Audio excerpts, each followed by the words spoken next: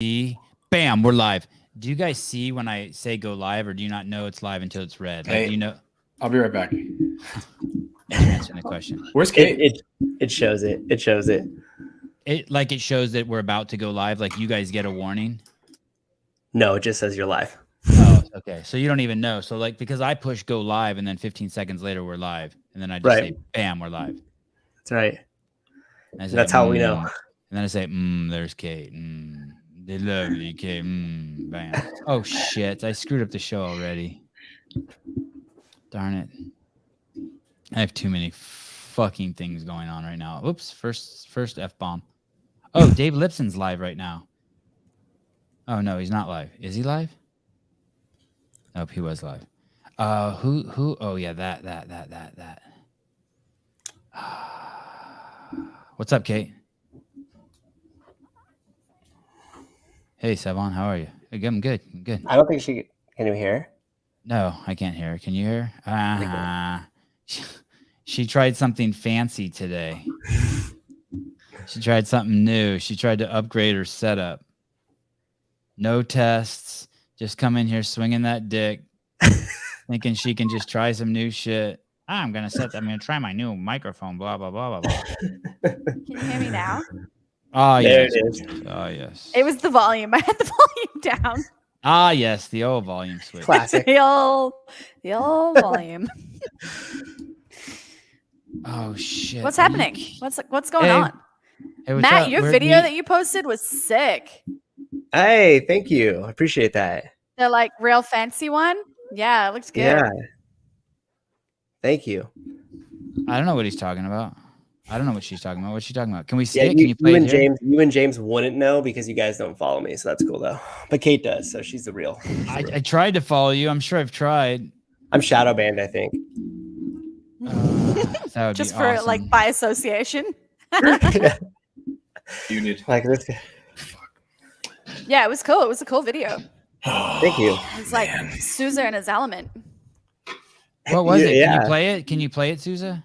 Oh, I don't know if I can play It's it. like an Instagram video. You gotta go watch it on Instagram. Why don't you just bring up your Instagram page and You're gonna see me turn red. let loose, David, friend. Let loose. Damn right, fourth wheel, Nate. You're not even on the car, man. Keep it coming, guys. I'm not even. Sevan has no clue about the people that take care of him. I know your mom takes care of me. He doesn't even know her name.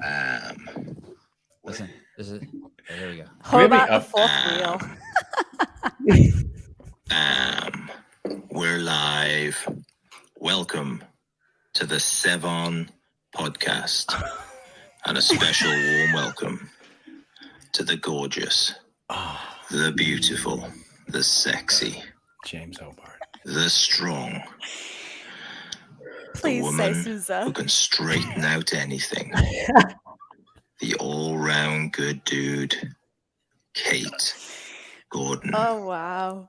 We'd also like to welcome onto today's show, barbelljobs.com CEO, James Hobart. Nah, whatever. Fuck that one.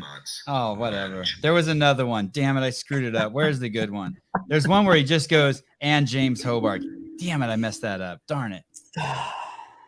That's good. That's not what he said there, man. Don't. I know. There's one where he just says, and he just goes off about Kate, and then he's like, and James Hobart. Enjoy the show. I can take that. That's all true. I'm just an afterthought. I'm fine with that. It was like Gilligan's Island back in the day when they would say "in the rest." He's like, bomb. Oh, you mean about the rest of the characters on Gilligan's Island? You know what I'm talking about? I do. Do you guys want to? How should we start the show? I just want to say something really quick, and this is kind of a heavy way to start the show, but whatever. Are you sure that's what you want to do right now? Yeah, I just need to. I'm sorry.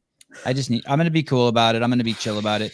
But there's the people who are calling people racist. I just want to explain to them why they're racist, just so you know. So you understand the mechanism of the brain, and then you can take it or leave it for what it's worth. But what I'm telling you is the truth. And I'm totally open to someone explaining to me why I'm wrong, but that's fine. there's this idea, and it's racism, and it's basically, and I'll read the definition of racism for you. It's the belief that races account for differences in human character or ability, that a particular race is superior to others.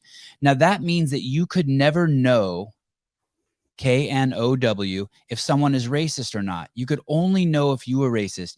Even if someone were standing over me, beating me with a golf club saying, fuck Armenians, you still can't know if they're racist or not, because what I just read to you about the definition of race is only in that person's head.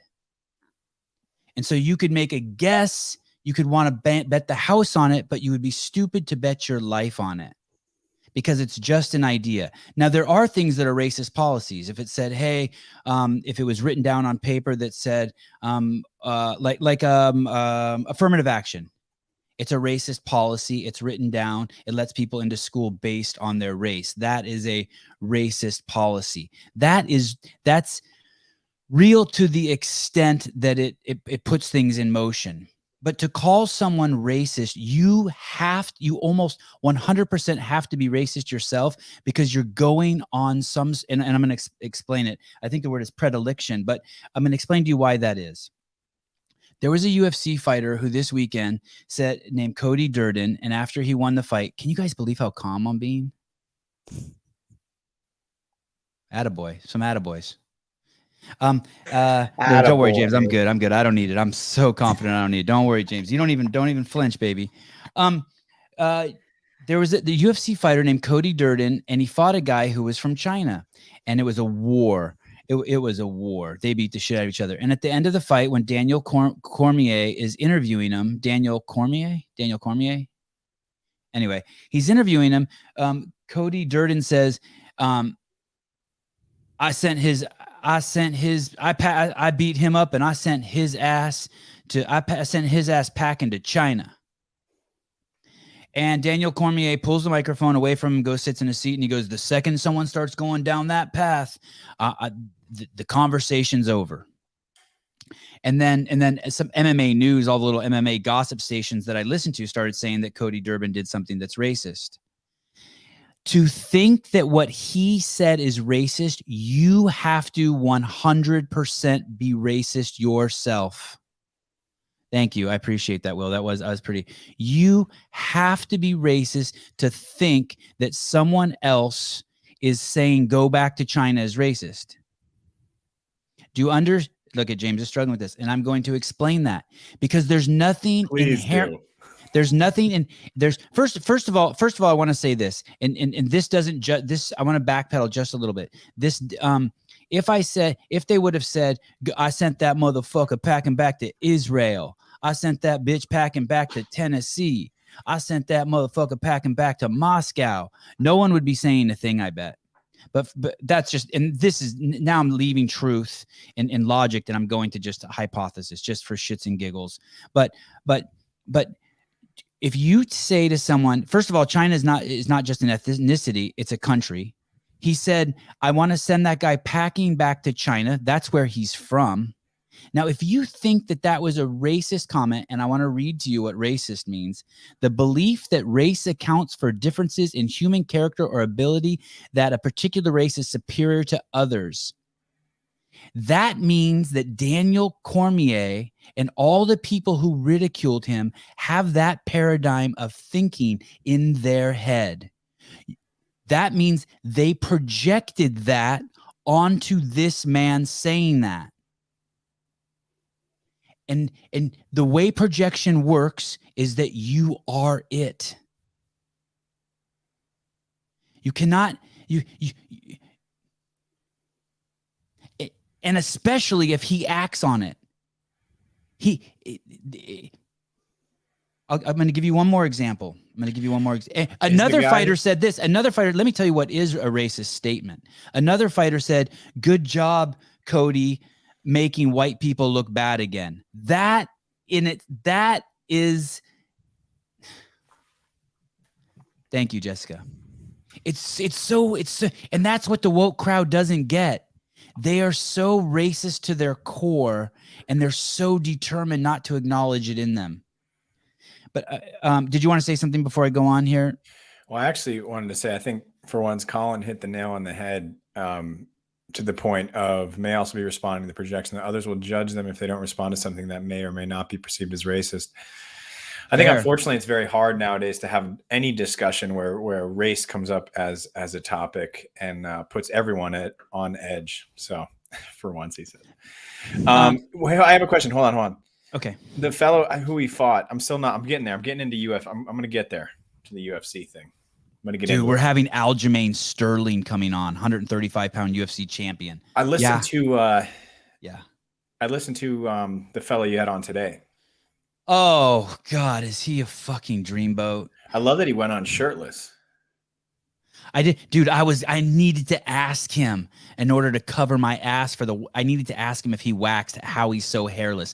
I got 2 pages of notes. That was the one thing I had to ask to get cover. So when I asked Kate if she waxes, what was his answer? I just came in when he was talking about his relationship with his girlfriend, committing to fighting relationship, and you asked something about taking out the trash because for some odd reason you're real hell bent about that.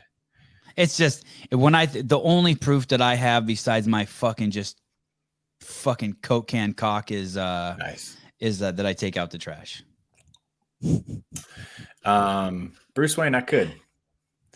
I'm very pale right now, so a little self-conscious. So this Can I finish up the racist rant? I'm gonna get there. I have something incredible to share with you guys. As good as last week's phone message to Kate. Write a note. Okay, I got it. The fellow that Cody fought. Yes. I don't know who it is. Is he actually from China? Yeah. He's actually from China. Like from China, born there, grew up Dude, there. wearing the red shorts. Got Chinese citizen. All that stuff. Got a name you can't say. Oh. I don't know then about this. 20 IQ. Better at you than math in the 3rd grade than you are right now. Racist. Okay. So CNN reported this on their homepage, on the cover of their website yesterday. There's nothing more frightening in America today than an angry white man. Now I want to read this to you. There's nothing more frightening in America today than an angry white man. Now, what if I put, there's nothing more frightening in America today than an angry black man? You don't like that, right? I don't like that. No one wants to be accused of saying anything like that against black people. There's nothing more frightening in America today than an angry Asian man. There's nothing more frightening today than an angry James Hobart. Now, here's what's interesting. 51% of the murders in the United States are committed by 6% of the population if you categorize by sex and skin color. It's black males. 51% of the murders in the United States are committed by black males, right? If you think that their skin color has anything to do with the fact that they commit murder, and this is where I start to get a little angry, you're a fucking retard and a racist. There's no fucking connection between their skin color and their fucking behavior. And that's what's fucking racist. And that's why those people are so fucking stupid. And what sucks is there's so many smart people who can't, they're being tricked by fucking words and by skin color and semantics. And that's why it's so important we're truthful with our words and we have integrity as human beings. That's why it's important we distinguish between sex and gender. They're conflating ideas in their head between what's fucking going on in reality.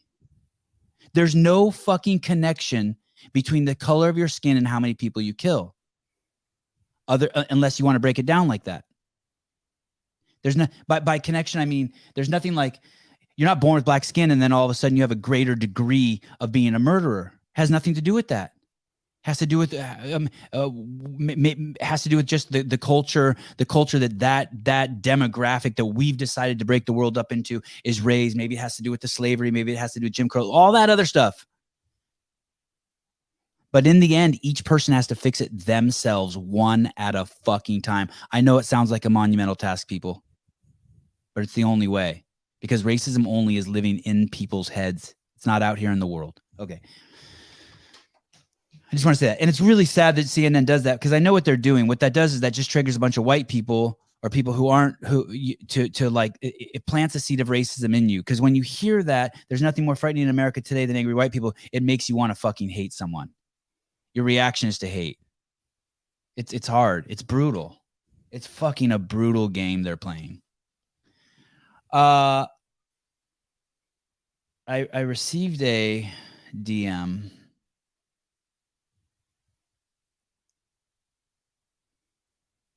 that I'd like to play for you guys. Oi, oi. What's vanish mode? And why does my phone go to that sometimes? Oh, shoot. Is that in my... Oh, here we go. Here we go, guys. Okay. Okay. Sorry. Hobart, you're using your mute a lot today. What's going on? Is your wife using the food processor? No, I usually use the food processor. No, I was just looking. So I deeply admire and respect Rich Froning, but James Hobart is one of the few CrossFit athletes that I've ever had a crush on. Nice. So I deeply admire and respect Rich Froning, but James Hobart is one of the few CrossFit athletes that I've ever had a crush on. I have my... the whole world orbits around me and my DMs, by the way. Couldn't even like look him in the eyes when I met him. I was just like, oh my goodness, am I turning red? Wait. Couldn't even like James look might him be a in little the bit. eyes when I met him. I was just like, oh my goodness, am I turning red? I couldn't even look him. She's a CrossFitter. She's got quite the following. Susan, did I send you her Instagram? Colin, I paid a lot.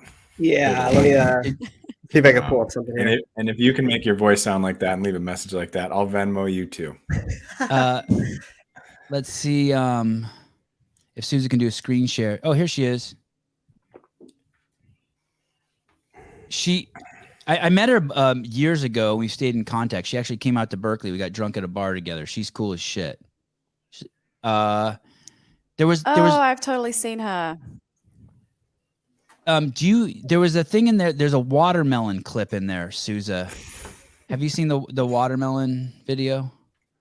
Let me see if I could find that one. I appreciate it. And no, Colin, gerrymandering is not necessarily a word I'm that familiar with. Check this out. The world's being taken over by Nazis and we're still having fun. That's how cool we are.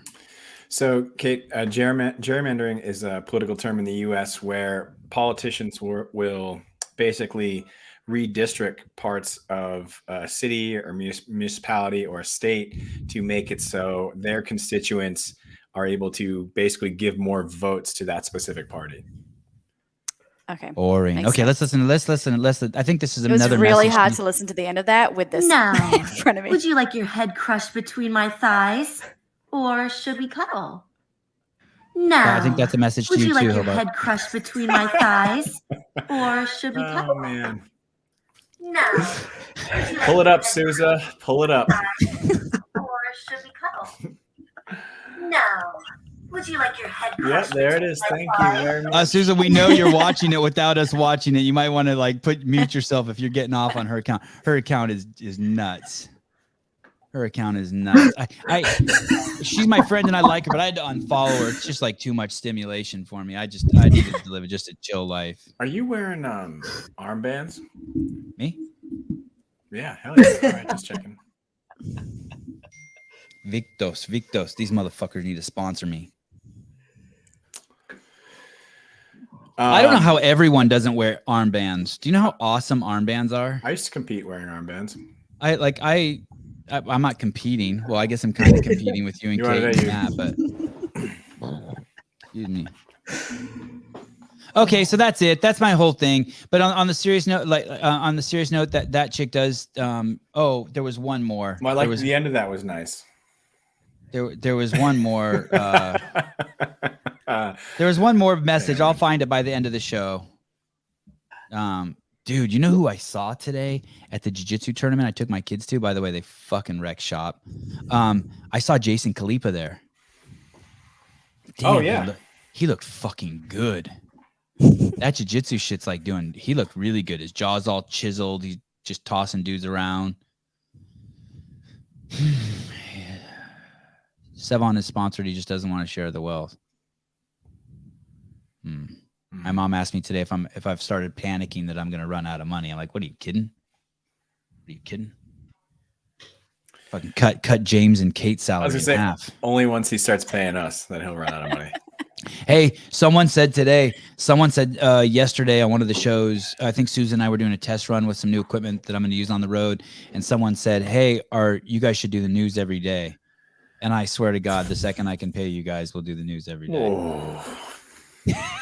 Not 3 hours, Hobart, like 20 minutes. I was gonna say I would be a mess. When we finish the news, like, because it's halfway through my Monday, I have to like do shit after this, and I You have can't to function. douche after this? Do shit. Like do stuff. Not Do shit. I heard what you said. Not Douche it. Don't cover. I mean, douche might be one of the things I have to do, but there's usually a list. Don't change the chemistry down there, girl. Let that shit just fly. I can't Don't even. mess with the pH. Don't mess with the pH. Chisel jaw SARMs. No, he's just lean and mean. No SARMs for Khalifa. I remember a long time ago, Jason was telling me he got like one of those DEXA scans where like how much muscle mass, how much bone density, how much fat mass. And he was like 4% fat, whatever, 15% organs, 20% bone mass, and then 65% muscle. Like it was like some insane percentage that he had muscle density or muscle. What's that word? Percentage in his body. I just heard you say the word bone twice, and then everything else is just like the Peanuts mom talking.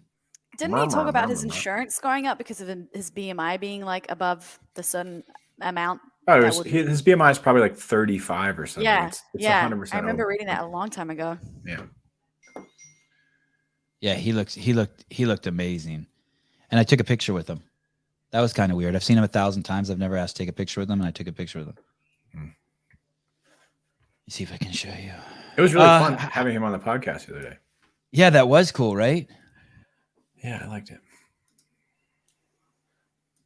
Do you know what my son told me today? Look at the size of him. Yeah, he does look good. Yeah. Thank you. Oh, him. Yeah. I can't tell you what my son said today. People who don't have kids won't understand. But he did. He asked my mom, look how big my arm looks. Look Look how big your son's medal is. Yeah. It's legit. Dude, gold. He's a beast. He did gi and no gi. My son asked my wife today, was Heidig, that means father in Armenian, was Heidig handsome when you met him? It's a fair question. What was her answer? She Were said you yes. offended? And I'm like, dude, you motherfucker, I am still handsome. He goes, no, you're not. And I go, yes, I am. And I gave him a fucking bicep shot. And I go, look at me. He goes, you have big muscles, but you're not handsome. You're an old man with a wrinkly penis and wrinkly balls, cock and balls. He said that to me. I'm just like, I'll fucking choke you out. Damn, what did you go do after that? Took a shower and kept my underwear on. Smart. I'm not making get out of the room now every time I shower. Did he say, quote, wrinkly penis? He said wrinkly cock and balls is were his exact words. Old wrinkly cock and balls. Sevan. Yeah. My boys used to, it's funny because it's the same thing that I used to be into. I used to, Sousa just froze. He turned into a transformer. When I was a kid, I used to love watching my dad shower. And the best part was when he would wash his hair and his face. I just couldn't fucking believe adults could have soap on their head and like close their eyes and let soap drip down their face. And so my sons, all of them just loved that. They'd be like, wash your hair, wash your hair. It was like the most man. And now they know I'm just any dipshit can do it. But they used to think that was so manly. And I used to think that was so manly when my dad did it too. But now he just thinks you're old. Yeah, and wrinkly. Damn. Sorry, just man. Straight up, no, you're not. What are some of the like meanest things your kids have said to you? That's got to be top of the list. Like, how offensive can they get? You know what's weird is none of it. Wrinkly is pretty devastating. Yeah, I take any attention I can get from them. It's really weird. And I have a converter. It just converts it into love. Like it goes in, and I just I crush it. Like your tolerance is insanely high with them. You just tolerate anything.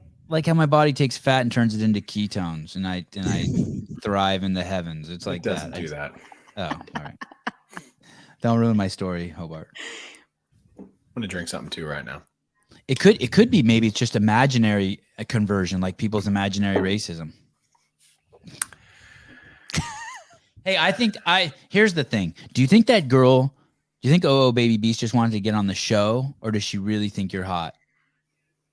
I didn't think she said I was hot. She just had a crush. Dude, she said I don't she put words. you. She said Both she things thought could she be true. turned red. What? I said both things could be true. Oh yeah, that's probably fair. That's true. That is true. Thanks, It worked. She wanted to. That is true. I think that's the truth. Yeah.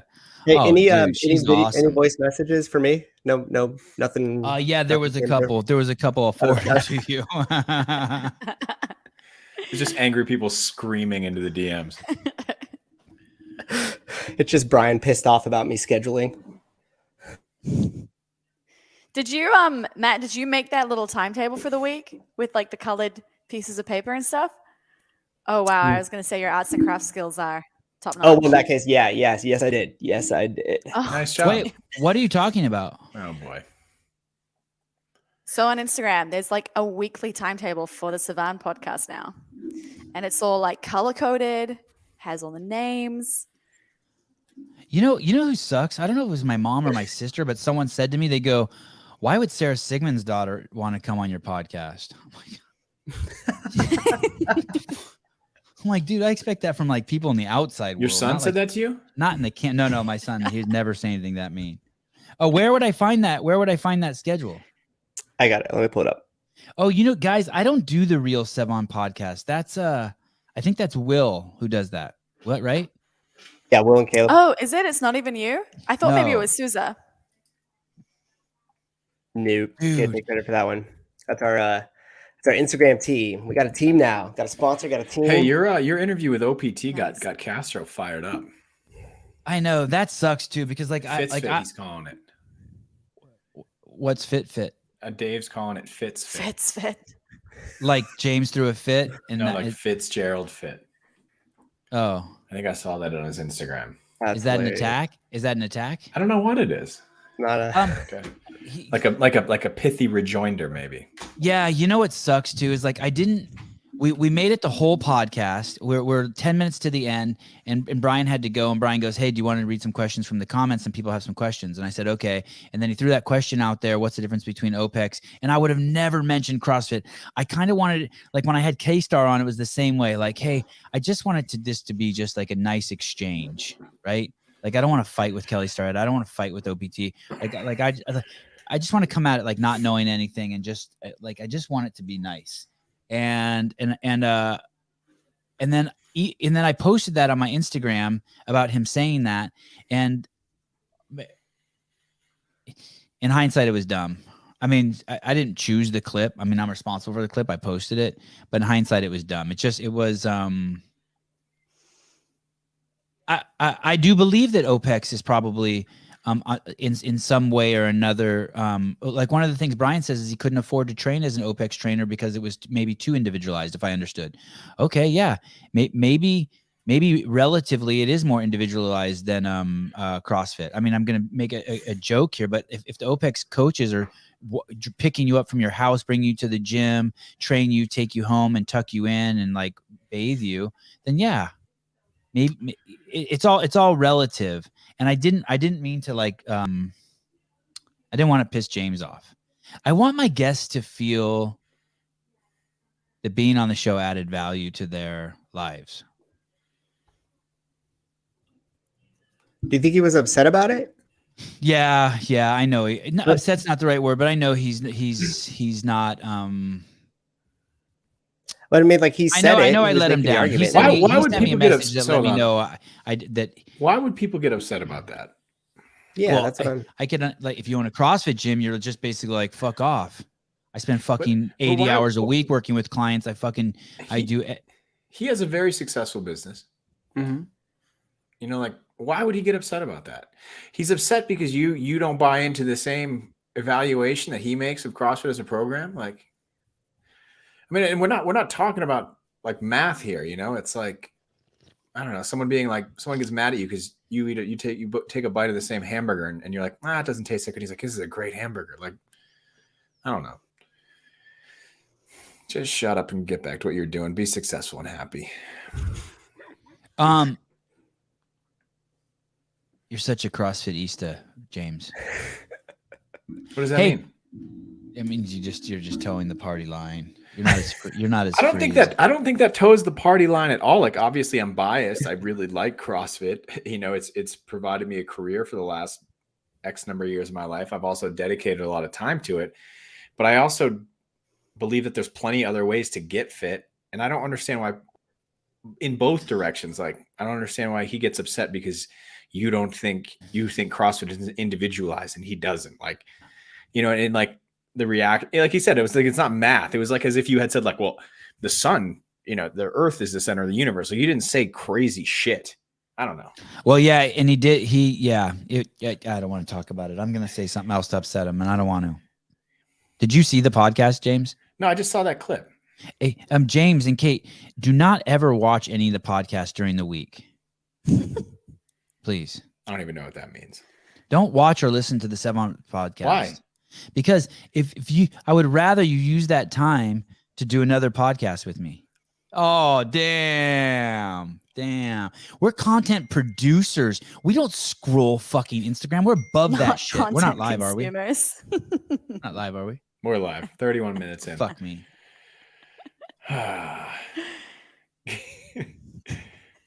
Colin, thank you. I feel like I got all I need.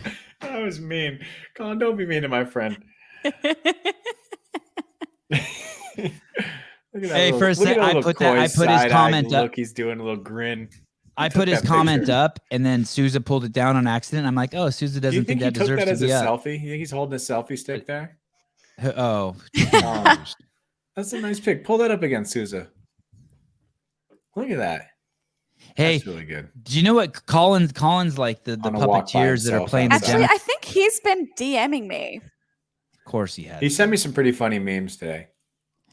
So I don't know what it is, Sevan, but your listeners are intense on social media. Yeah. To those of you listening, you guys are hardcore. Colin Lawrence, right? Hey, Colin. So he sent me this meme saying... Did he send you a picture of his vagina? It might as well have been. No, not nice. Quite. Yeah, thank you, Colin. You did. One example, the second to last one said, fuck, I don't even know if I can say this. Getting to come inside your crush, ... Call that a dream pie. I need to see the picture. Is there a picture? No. It's not Put a picture. It up, it's just written. Put it up. It'll be backwards for you guys. Oh, no, it's not. Getting to come inside your crush. How come I don't get it? Like instead of cream pie, it's a dream pie. Oh, but I think cream pie is also not quite. Guys. It's not even funny. It's not even funny. That's fucking perverse. That's the difference between me and you. I am funny. He's been sending like one or two a day. Colin, you are on the internet so frequently. Oh, man. 14 women making waves in CrossFit. Oh, awesome. That was a cool article. Should be 15. Kate Gordon should be at the top of this thing. Oh, maybe next week, morning chalk up. Maybe next week. Said to me. What did I guys tell you? No morning chalk up articles. This show will not tolerate morning chalk up. All right, take it down. We won't go. No morning chalk up. No morning chalk up. No morning chalk up. Morning chalk up, and I. Yeah, I thought this. No, it's fine. It's fine, Suze. I'm joking. Oh, let's bring that up, Kate. Let's hit the fallout, then we'll hit this article. We don't get along. We had an argument. About what? Who? Well, so he, one of the people that write articles for him is in Brisbane in Australia, and she did an article on like periods and training or something or other. And they posted it, but the headline was like, it's so gross, but we got to talk about it. And I was like, that's a really shit headline for talking about periods. Why do you need to do that? And anyway, I messaged him being like, hey guys, like really love the article. It was awesome contributing, but the title's shit. And he got really upset about it. And we went back and forth in an argument, and I was like, okay, let's just not talk. So I don't think I would be included on a top list unless it was like top worst people. Oh, what are you talking about? That's not biased reporting. It wouldn't matter if they fought with you. They would still. Wait. So this fellow wrote an article about periods, but the title was "Periods Are Gross." Yeah. So, well, it wasn't even written by him. It was written by this reporter. Who are you guys talking about? Who did you talk with at the morning chalk up? Brian Friend. I don't know who it was. Sorry. It was a while ago. I thought it was like the guy who started it. This was maybe 2 years ago. Franco. William Franco. Yeah, something like that. I don't think it's William. What's the guy who taught at NYU? He was a famous actor, and supposedly he was going down on girls in the class as part of the acting class. And there's like this little cup that covers their vagina, and he was sliding it to the side. His last name's Franco too. Or is that his first name? James Franco. James Franco. That's a real story. Yeah, that poor motherfucker got Me Too'd like his Me Too story is crazy. His girlfriend of like 2 years Me Too'd him because he asked for a blowjob. And she said that she felt like she had to do it because he was famous. You were together for 2 fucking years. Just tell him no.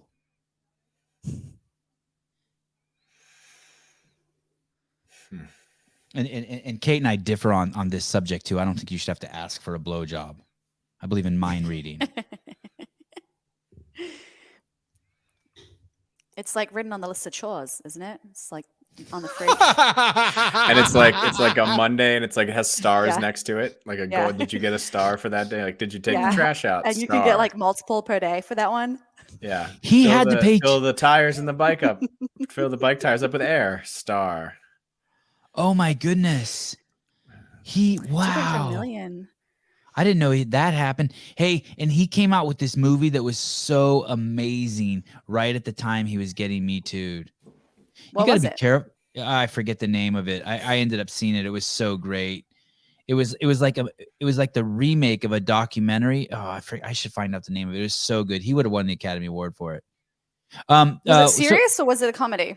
It was serious. It was serious. I got to think of the name of it. Anyway, so let's go back to the Morning Chalk article. Sorry, James. Let's get through the news, James. Stop fooling around. Yep.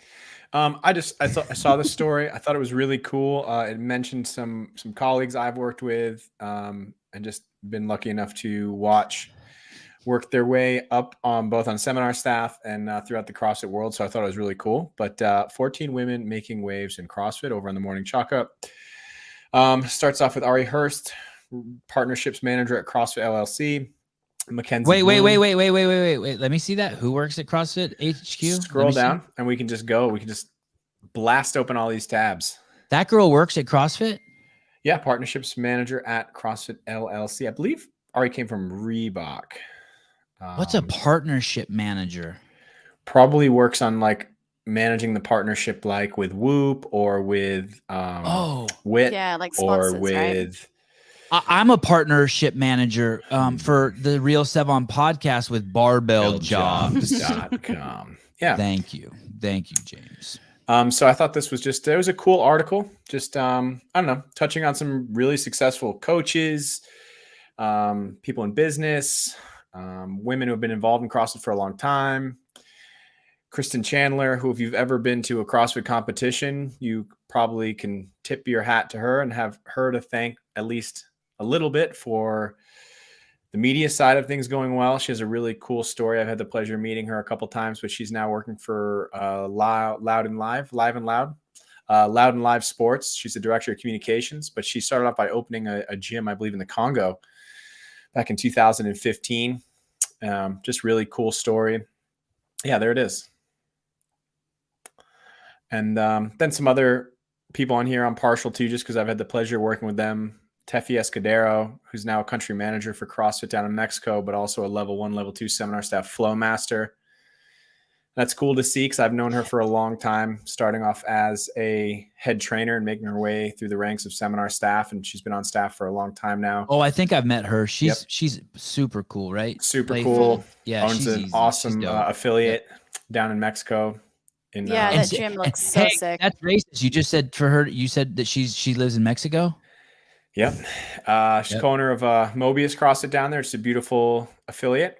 And then also Ariana Sisto, level 1, level 2 seminar staff, trainer, owner of CrossFit Trastevere in Rome, Italy, who I've had the pleasure of working with.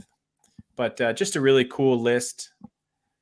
And I just thought it was a neat thing to start the news off with because it was positive. And I thought the little stories on each of these ladies was really interesting and happy to know some of them. I blasted this article on my in my story on my Instagram. That's why I put it on here. First of all, you've never seen my story on my Instagram because no one can get to it. Only 12 people see my fucking story. Not only are you shadow man, I have you silenced. You and Matt Fraser both. Oh my goodness, Tuesday, I'm doing a show With Fraser? from that channel. With Josh? Yes, with Josh from that channel on JB. Tuesday evening, 6 p.m. He's a good dude, man. I'm going to Like cheat that on the guy. Real Sevan podcast. You should start a coffee company. Can you pull up that article again? That article is horrible. It's Here we go. pandering. The person who wrote it, Emily Beers, is I think has the least integrity of any journalist I ever worked with in the history of CrossFit. I am not a fan of hers. She's basically just clickbait garbage. When Greg had his 10-year reunion in I think the final straw with me and her, Greg had the 10-year reunion in Whistler, and the article she wrote on it was just a complete fucking lie. I bet you she's woke as fuck. But anyway, I read that article. Go down to and were you there at the 10-year event? I was not. I was working a seminar. She basically said, "Oh wow, someone has to pay for that shit. That shit's expensive." When basically someone asked Greg a question from the crowd, and Greg gave an answer, and she said what the answer was, and it was a harsh answer. But then they continued to talk for 30 or 40 minutes in front of everyone, and she left that part out. It would be like if I said "fuck you" to you, and then someone just ended the conversation there and didn't say. Then we talked it out for the next 40 minutes. I mean, it was nuts. But I've seen her do that her whole career. It's just garbage clickbait. But anyway, and I resent the fact that I regret the fact that I ever let her publish articles in the journal when I was there. But can I see? Can you go to the very top of that article? And I'm glad you like it, Hobart. By the way, I want to show you. I want to read what it says to you at the top. That's like when your dad tells you suck and then he pats you on the head. I'm not old enough to be your dad. What has your mom been telling you? While the sport of CrossFit has been largely egalitarian since its inception, with female athletes getting as much notoriety, prize money, and fan following as their male counterparts since day one, the same cannot be said of the staff in the greater fitness industry, which has long been dominated by men.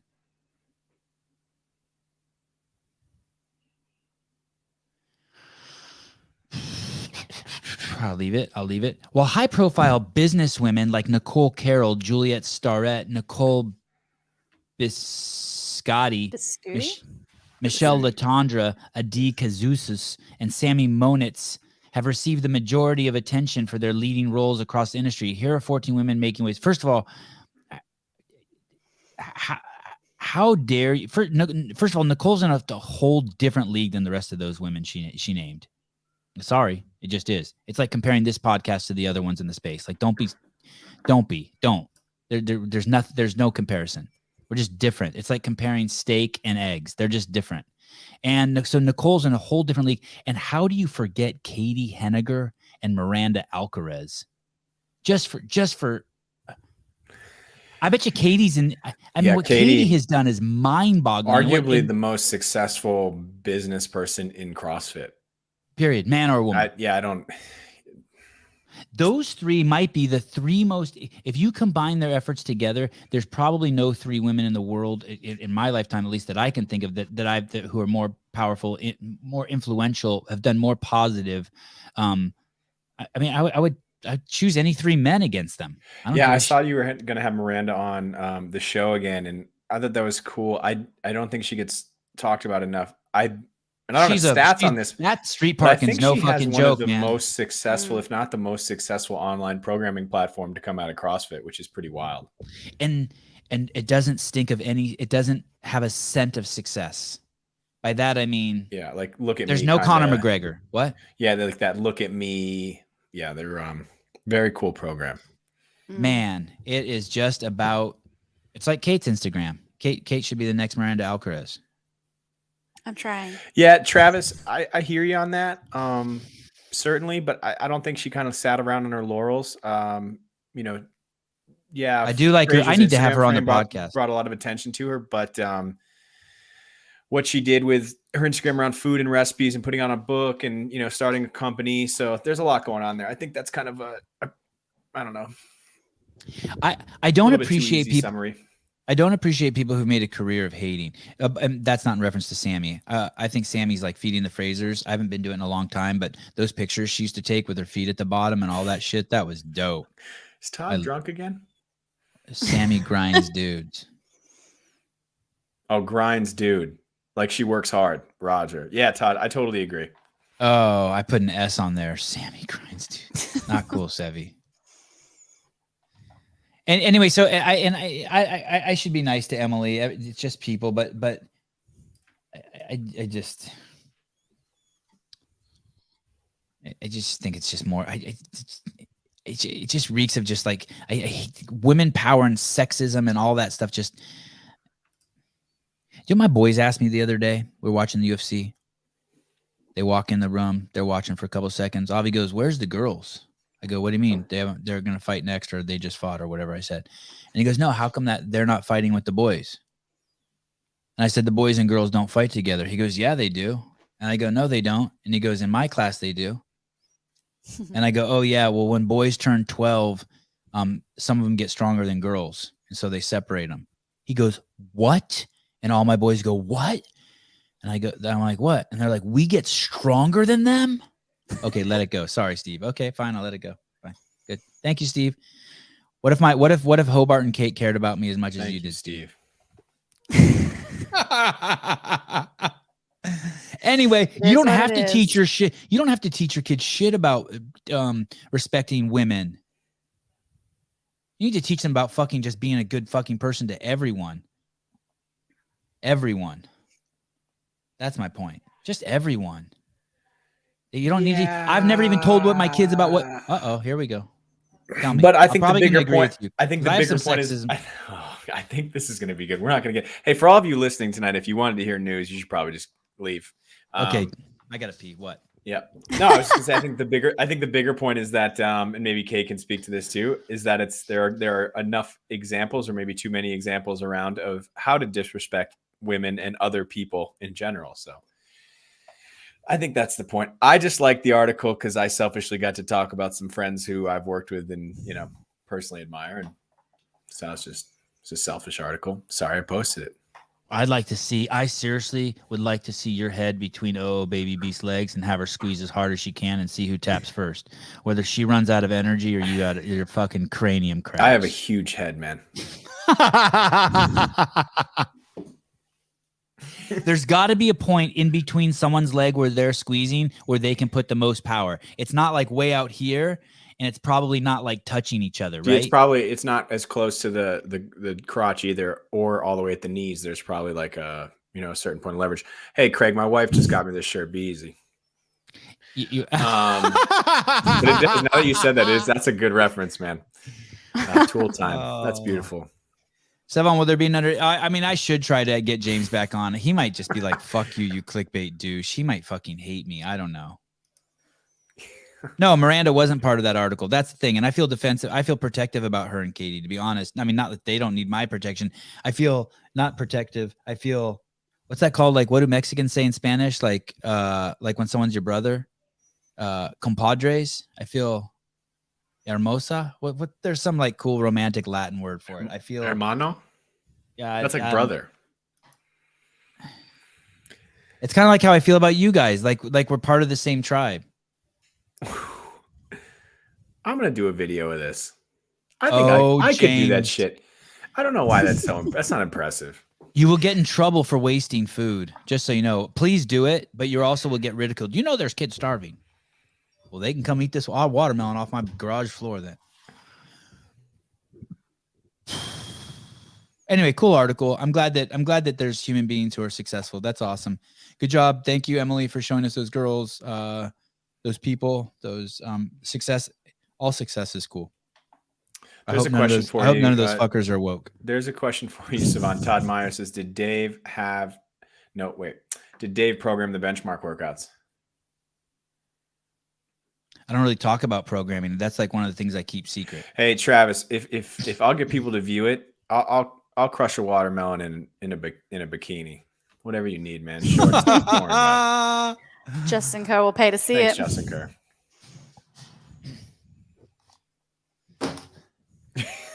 David Friend. Speaking of tool time, should shoot your shot and see if Tim Allen is bored enough to come on here. Buzz Lightyear. That'd be awesome.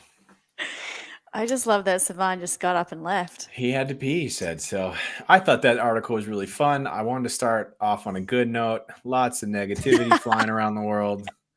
We're only 50 minutes in. Let's get this story out before Sevan comes back real quick. Tennis and COVID tournament chief for the Australian Open would love to have Novak here, #1 tennis player in the world, but he knows he has to be vaccinated to play. He's the 9-time Australian Open winner. Has so far not disclosed whether he's vaccinated. This was as a couple hours ago, might have changed. He's like I said, 9-time winner. Everyone on site, fans, staff, and players will need to be vaccinated in order to participate in this year's Australian Open. And Novak still says he's unsure if he'll play. Great story. All right, next story. Wait. Oh, geez. Oh, Steve, you're killing me. But I love you. You can say anything you want about my nose if you keep dropping Make It Rain money. So I hear he's in Australia. They let him come to the country, but they don't want him to play. Is that the truth? Yeah, well, the federal government are like, yeah, you can come in unvaccinated, but the state government are like, no, you can't play without being vaccinated or obviously showing your status. It's so fucking confusing, because it's in Melbourne, right? That's where the Australian Open is. So basically all events are, you have to be vaccinated and prove your status, except that I've signed up for this triathlon series and just found out this morning that it's considered a community event. So it's like the 6-race series throughout summer. It's like the biggest triathlon series in Melbourne. And for that, you don't have to be vaccinated. It's just it's a fucking shit show. It's just a dumpster fire. It is. That guy, put up that guy. I want to hear you say his name, James, that tennis player's name. Novak? I actually don't watch a lot of tennis, so I don't know how to pronounce his first name, and I don't want to ruin it. Djokovic. That would make sense. And because he's an incredible athlete, clearly 9-time winner of the tournament. Probably best tennis player in the world. Yeah, he is. That's what's crazy. That dude. Why is that crazy? Because that dude is better than Pete Sampras or Nadal. That dude is fucking amazing. Who's the other guy though? Not the taller guy. Fedorov. Nadal? Oh yeah, sorry. He's better than Fedorov. Sorry. He's better than Fedorov or Nadal. He's tied them for fucking Open wins, and he's fucking young, and he's a savage dude. How old is he? Dude, I don't know, but he's young compared to them. He's 5 or 10 years younger than them, and it's just nuts. It is. God, it's just nuts. So why do you have handcuffs, man? I just went to go pee outside, and they were just sitting on the ground. They're probably my kids. Slide Bob. This guy's name is Bob Spield. One more thing I want to talk about those UFC fighters like Daniel, the ones that are calling people racist who are actually racist. I want to say one more thing about him. There was a tennis player that went missing in China recently, a couple days ago. Her name is Peng. Hold on, I want to say it right. Give me 1 second, guys. Be patient with me. Her name is Peng Shuai. She's a pro female tennis player, and she went missing after she made accusations that I think the former vice premier of the country had sexually assaulted her. If you're really worried, okay, that's it. I'm done. I hope she's okay. I saw that she spoke up today, and she just asked people to leave her alone. I hope she's okay. But these are the things that maybe you should be worried about, and not accusing people of being racist when you're the racist because you don't want to look at yourself, because you don't understand how the mechanism of the brain. Colin's got a really good point. I don't read any of his comments. I mean, for once, he seems to be speaking sense. Oh shit, we lost Bob, our only caller today. Christmas tree costs. Several factors are What were you going to say? You just said you can't actually determine whether people are racist. Is that referring to? You said that. Right. You can't know for sure. But what did I say that made you think that that I was going against that? Where you were headed with that start off with that. That's what I thought. Hey, Colin, don't try. I'm slippery. And he even knows. I mean, it's so sad. Reports. Okay, so sorry. We should just make a whole show where he writes comments and we take turns reading them. Several factors are driving the trend, including over-the-top sales last year during the first Christmas, during the COVID pandemic, and supply chain issues this year. Experts said tree buyers should expect to pay between 10% and 30% more for both live trees and artificial trees this year. Don't buy a Christmas tree, people. And also have a smaller selection to choose from. Prices have gone up significantly, says John Molinoff, secretary of the Hook and Ladder Company for the Huntington Fire Department. He told the newspaper, "We've had to compromise on what types of trees we're getting, sizes, and we've had to compromise on everything." The Huntington Fire Department sold out its trees in 48 hours last year in what is normally a week-long fundraising sale. This year, prices have been raised about $5, the first time that's been done in a decade. The department has had to pay higher prices to the farm in Pennsylvania that supplies the trees. Shipments of artificial trees have been delayed this year due to supply chain issues, including a shortage of truck drivers to make deliveries. Some of the major retailers say that they have about 43% of inventory right now, when it should be closer to 70% at this time of the year. But don't worry, you can log on to Facebook Meta and have yourself a virtual reality Christmas tree. There you go. I can't believe people still buy Christmas trees. Wait, what? Why? I don't know. What do you need one for? You're right. Who cares? I feel like it's tradition. Yeah. I mean, I don't do it, but Yeah. But you know, it used to be tradition to hit a woman over the head with a club and drag her into a cave. Like it's like some traditions have to go away. I don't think that was that? ever tradition. I'd like to know what the definition of a tradition is. I don't think that's tradition. I love looking up words. Do you mind if I look it up for you real No, quick? I'm looking up too. Oh, well, then I'm not going to look it up. Transmission of customs or beliefs from generation to generation, or the fact of being passed on in this way. A long established customer belief. Yeah. You don't do you do any traditions, James? No, we actually, since I got married, I've been more traditional with holidays, but it wasn't something I was all that into growing up. One year we decorated my avocado tree as our Christmas tree because it just made a lot more sense than going to buy another tree. I like dressing up live trees. We did that for a couple of years when I was young. I think my mom couldn't afford a Christmas tree, so we just brought a tree in that was in a pot in our backyard. It was a fucked up pine tree. I wouldn't. Hobart wouldn't talk about Dream Pies wants to cancel Christmas. Damn right, Steven. I hate the idea of keeping that much crap in your house that you only pull out once a year. I can't stand that. Oh, Yeah, you mean like a same. fake tree? Just all the stuff, the tinsel, the Decorating. yeah. Call me shit. the Grinch. What the heck? Hey, did you Do buy know your what, wife though? a I think wedding? It's like a tradition thing that becomes bigger as you grow a family, right? Like I think if you've just said like you weren't doing a lot of traditions until you married your wife, and now you guys are doing more traditions. Yeah. So it's like you guys have got your little 2-person family. Sevan's got his kids. You guys do traditions. I think it's like I didn't give a fuck when I was like just solo hanging out on my own. It's like, yeah, it doesn't really bother me. But it's like, yeah, well, when you're with other people, you get to celebrate with people. That's the difference. But I did force the family last year. They wanted to do like a Christmas dinner, like that eat at 2 p.m. thing and have dinner. I hate that. And so we did a Christmas brunch, which was really fun because I got to make bagels. And everyone likes breakfast food better than they like dinner food. So that was really nice. I guess we made our own tradition there. Nice. Are Yeah, you cake are you makes so much sense. contrarian? Are you contrarian? Sure. I'm looking up traditional sex positions. Surprised you don't know any. 7 positions that are old but good. I don't. Do you even want to read through those while I talk about gas prices? No, I don't even recognize these positions. What the fuck? Oh, wow. Wow. What's crazy is this article is mixing. Okay. Oh, sorry. I would celebrate Festivus. Is that the one where you get naked and you wrestle, like you dance around the pole? Did you buy your wife a wedding ring, Hobart? I did. That's quite traditional of you. That is quite traditional. I really enjoyed that process. Proposing was one of the most fun things I've done as an adult. I really liked it. What did you do? How did you propose?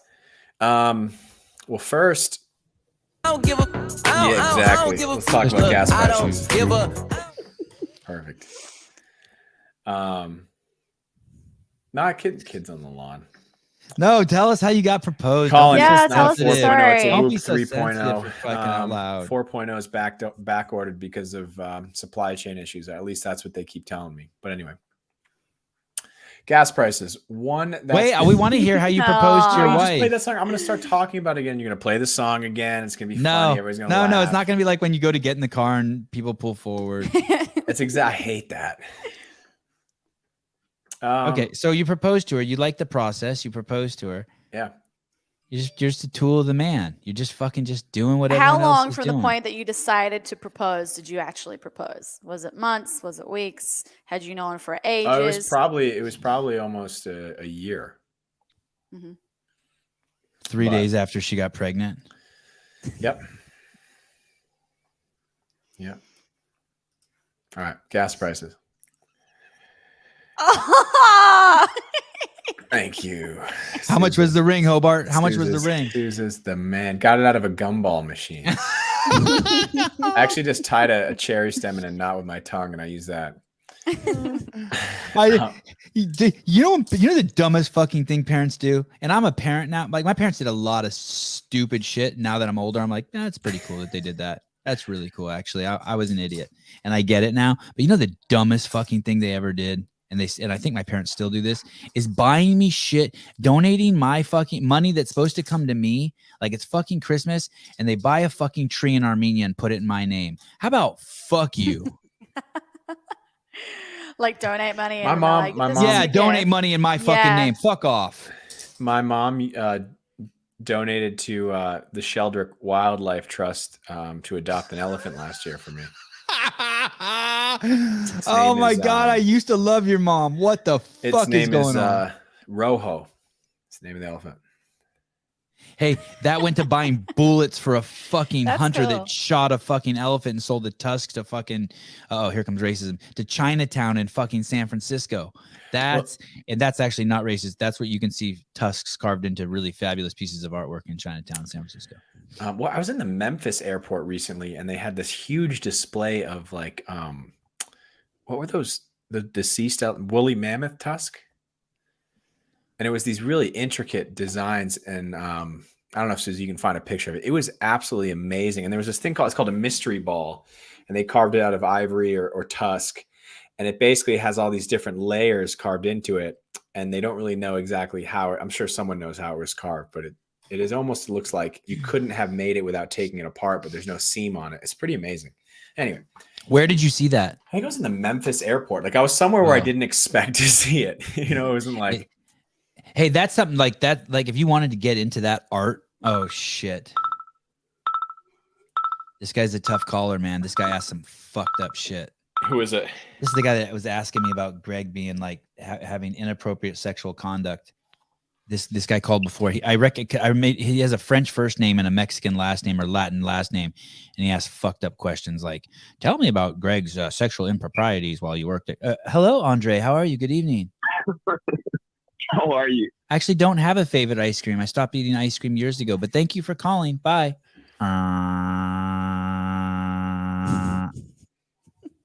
Did he hang Talking up? about Shit. The ice cream is Talenti Piso Caramel with Oreos. You guys should try it. Okay. Wait, what was that? That sounded really nice. You had Oreos in there? Bro, Please don't talk about sugar on the Real Sevan podcast. it's Talenti Piso Caramel. Oh, yeah. Talenti. That's that gelato. That shit's the best. And you mix it with Oreos. It's insane. You think that's better than putting your head add your between own Oh Baby Oreos to Beast's it? legs? You think that's better? That gelato is better than putting your head between Oh Baby Beast's legs, James? No. That's a very. God, I love you. Okay. I was watching your podcast. You guys mentioned race. I want to ask a question about this. I just went to Colorado. I snowboard with some friends, and I've been reading a lot about Native American history and Black culture. As Americans, what do you guys think about that all this land was once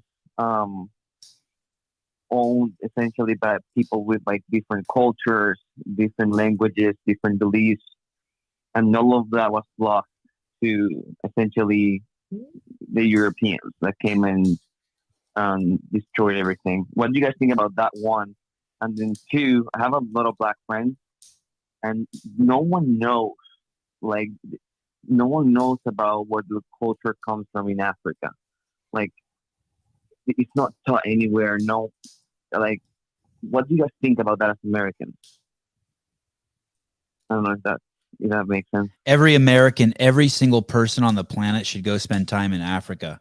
Especially people who need to get unfucked, people who have like presuppositions. First of all, probably every black person should go back there for sure, and then every every person should spend time in Africa. You should spend time. There's these amazing cultural experiments going on. One of them is the United States, but everyone should go spend time in India, like real time. And real time in China and real time in Africa, because people who haven't done that. I've been to 100 countries, and I spent a shitload of time in most of those countries. I basically just traveled for fucking 20 years of my life, and people here are completely clueless, and it has nothing to do with their color it just has to do with their ideologies, the way they're programmed. They're fucking drones. They're robots. There's this movie. It's called Boys of Barack. It's about these boys from the inner city in Baltimore, and they go to Kenya. And they go to school there in Kenya, and it's crazy what happens to them. You go to Kenya, and it's all black people, obviously, and they speak the Queen's English. It has nothing to do with skin color. People are so stupid in this fucking country. And the thing about the land, like, I get kind of what you're saying, but there's so many presuppositions in what you're saying. Who gives a fuck? Like, in some sense, like, what about what the same thing happened in China? The same thing happened in Armenia. How about the fucking Jews? How about the fucking Armenians? How about like you can go on and on. This is just like humanity churning forward. And as long as we stay separated and people make questions like this with presuppositions, we're going to stay hating each other.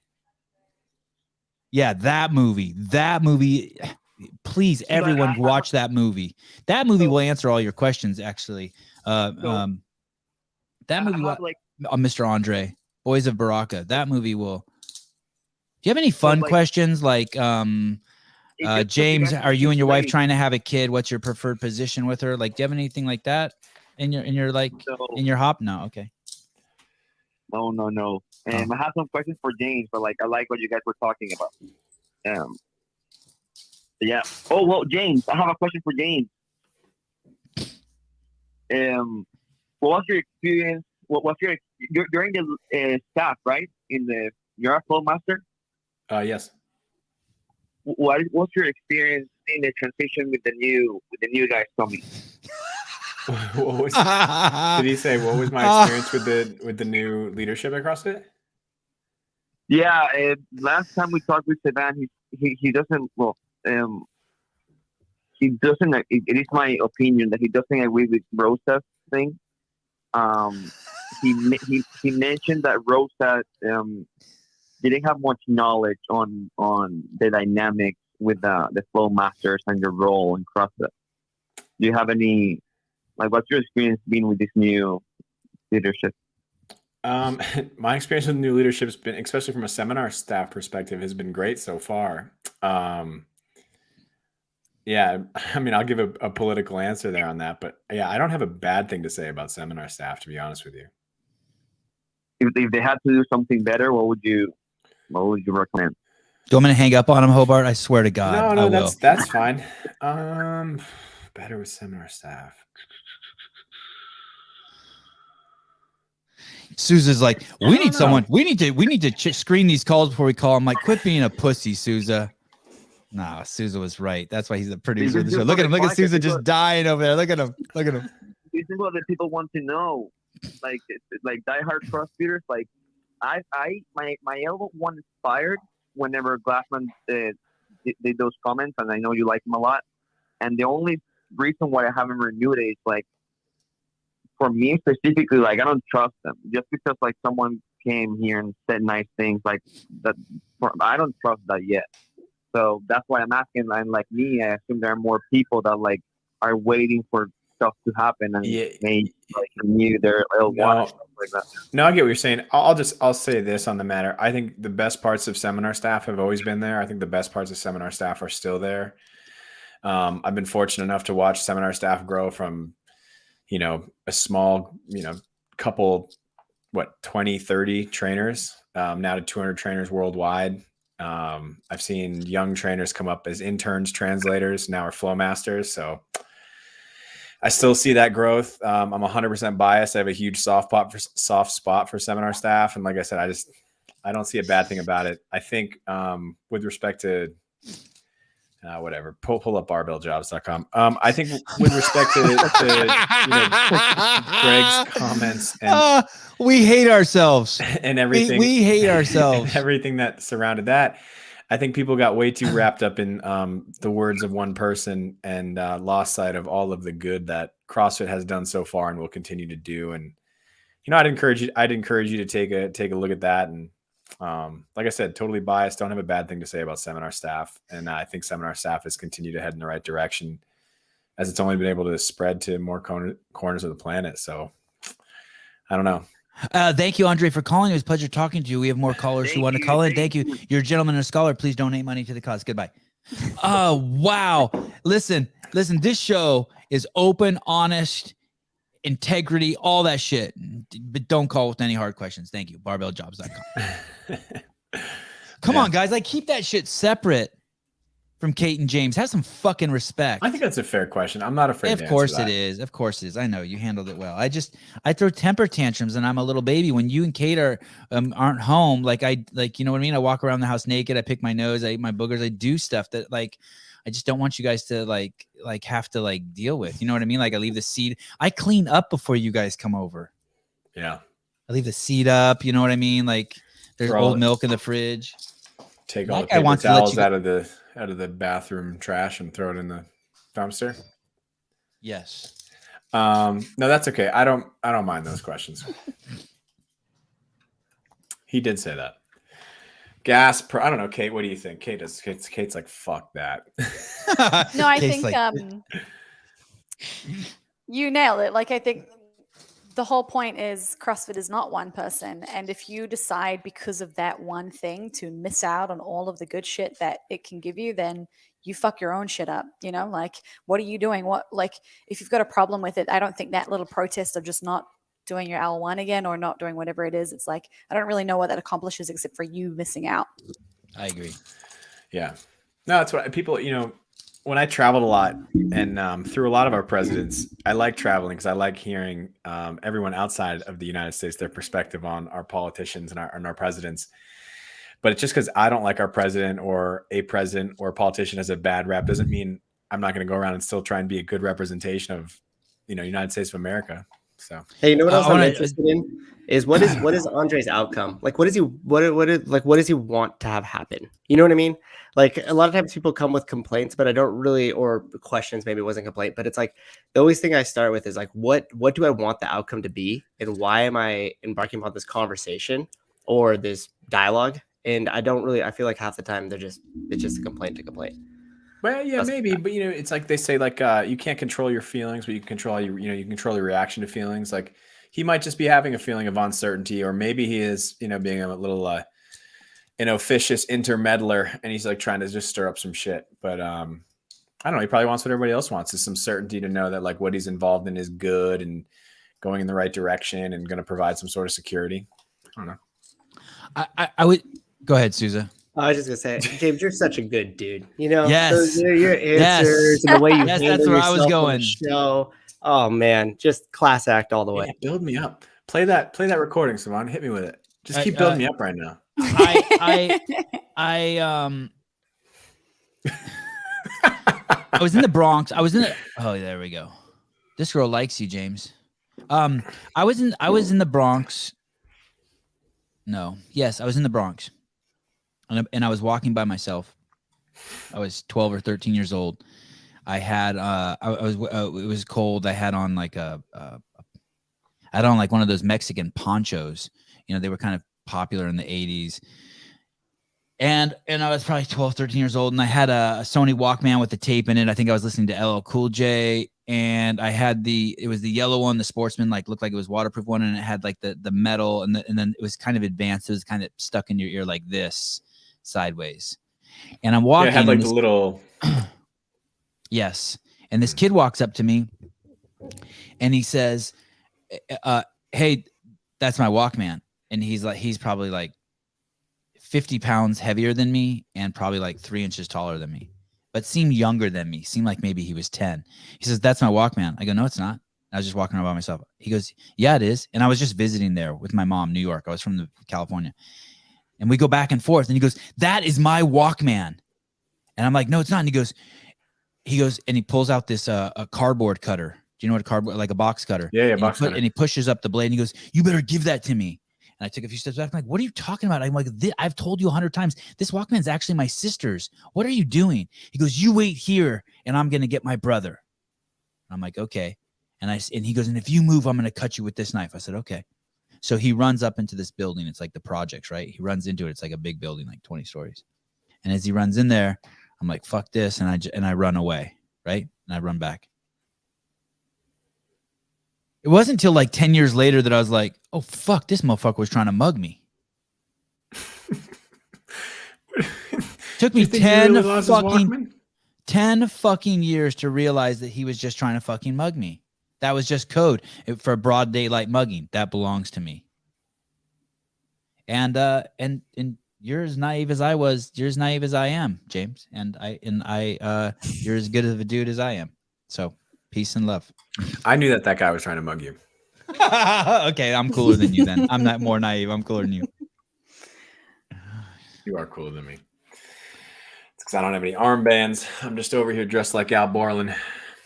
It's Walkman. A Walkman. Well, stop saying it like it's 2 words. It's Walkman. Walkman. Walkman. Okay. That's a Walkman.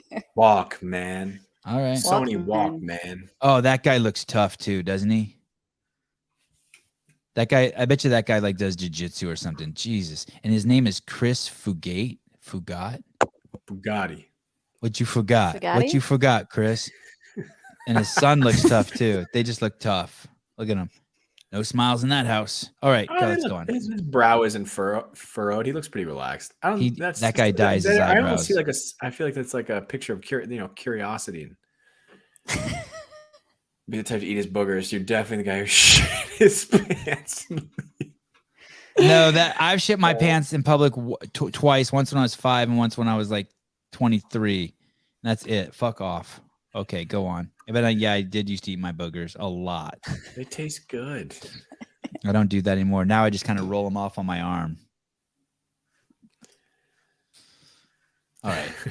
Fugatti. Oh, man. Gas prices. This is story number 3, people, of 18. So...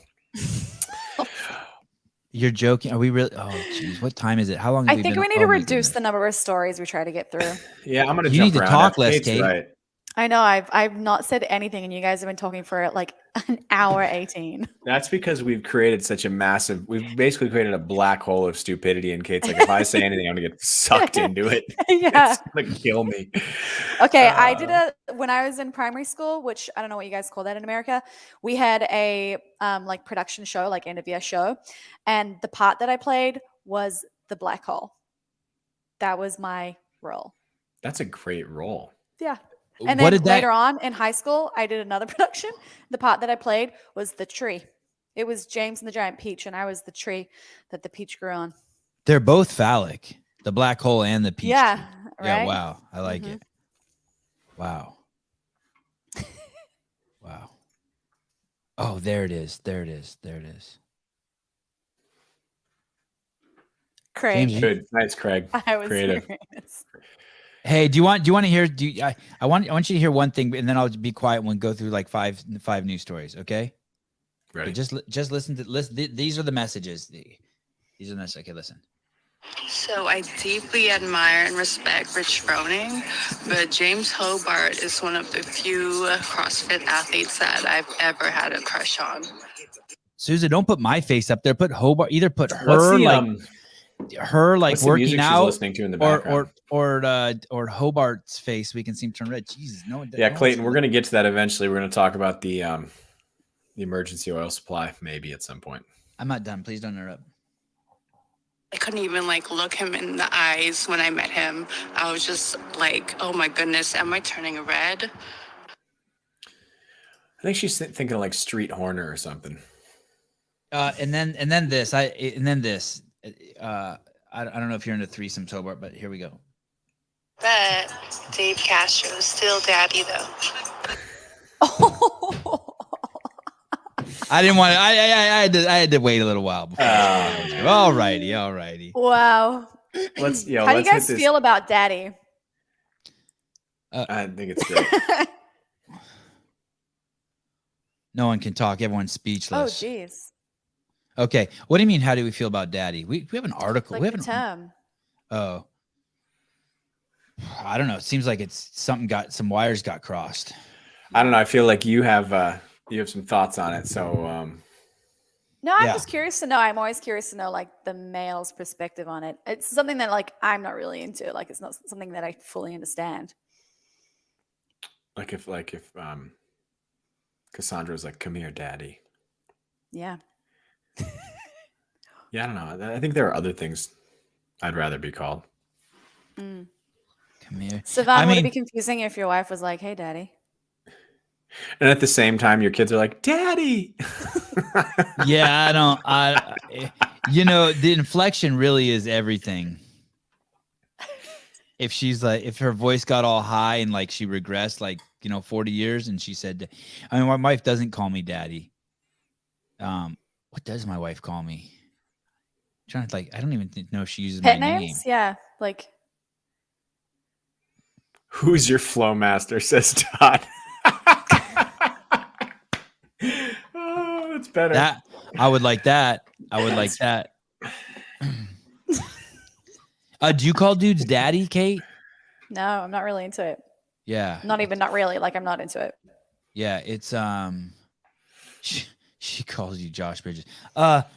Yeah, no, I immediately go to a weird place, like obviously, like the most obvious place. Like obviously she has some weird daddy issues or something, but I don't know. But shit, I don't know. Let's get a girl on this. Some girl call in. I just feel like calls her husband it's daddy. more colloquial than anything else.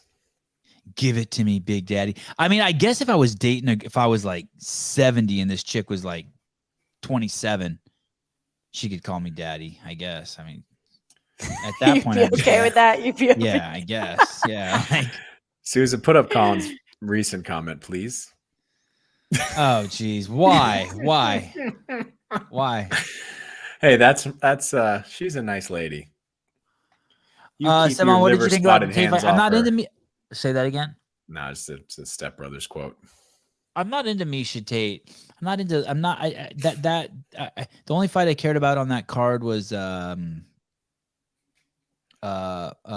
Sean Brady. Is it Sean Brady and Michael Chiesa? I think those are their names.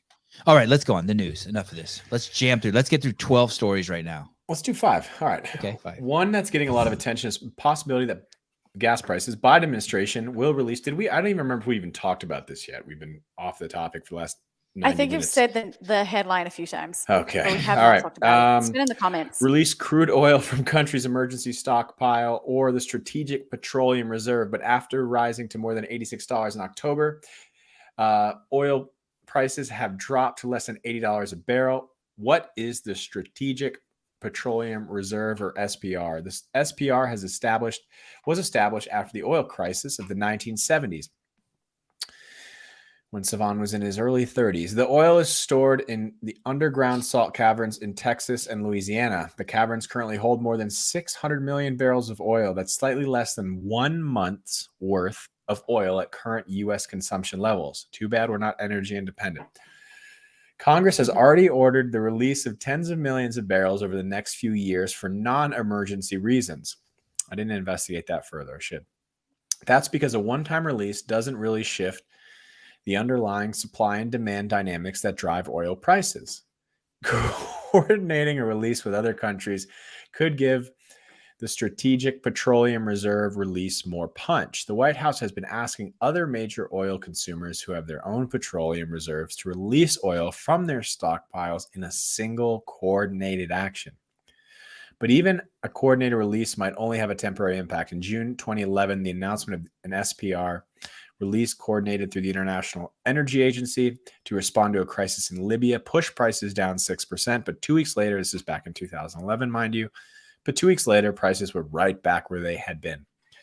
But some analysts are more skeptical and predict that prices will remain high. Gas prices will remain high well into 2022.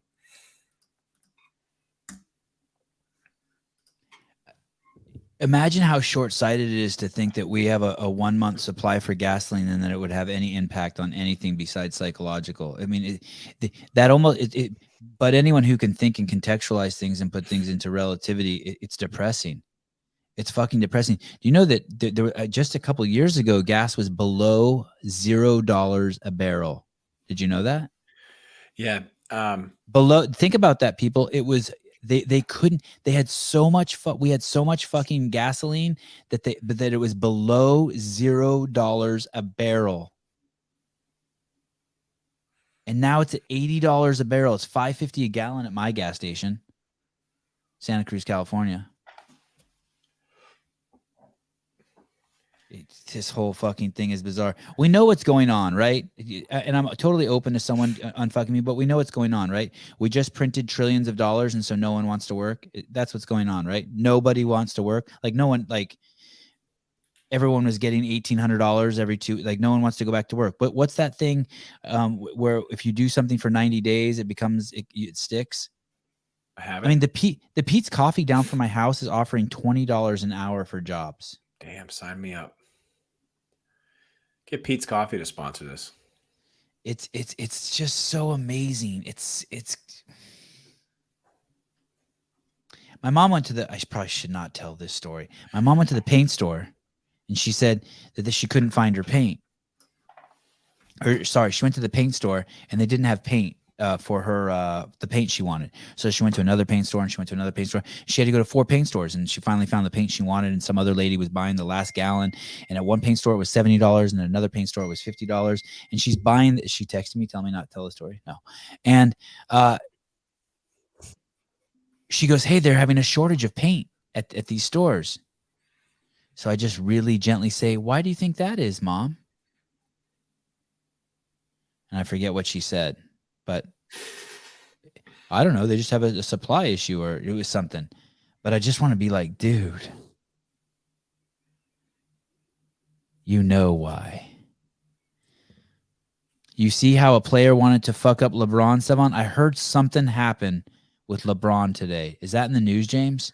That's not in the news, but I want to talk about Todd's comment back at 824. Says, do you think Joe Biden could do a ring rat? Todd, I actually have a proposal that any president of the United States of America should have to be able, there's like a list of physical tasks they should be able to accomplish, and one of them is do a bodyweight back squat. I don't think you should be able to be a leader of the free world without the ability to put your ass below parallel with your body weight on your back. You hate people in wheelchairs, don't you?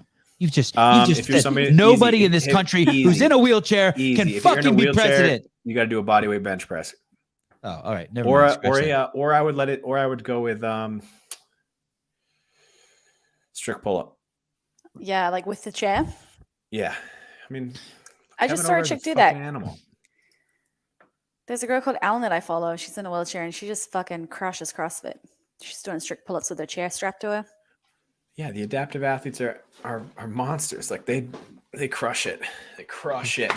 Logan Aldridge, I saw, did a 500 and some odd pound deadlift. You know, that's impressive, but the fact that he clean and jerks 225 with a single hand, to me is more like, it's just stupid.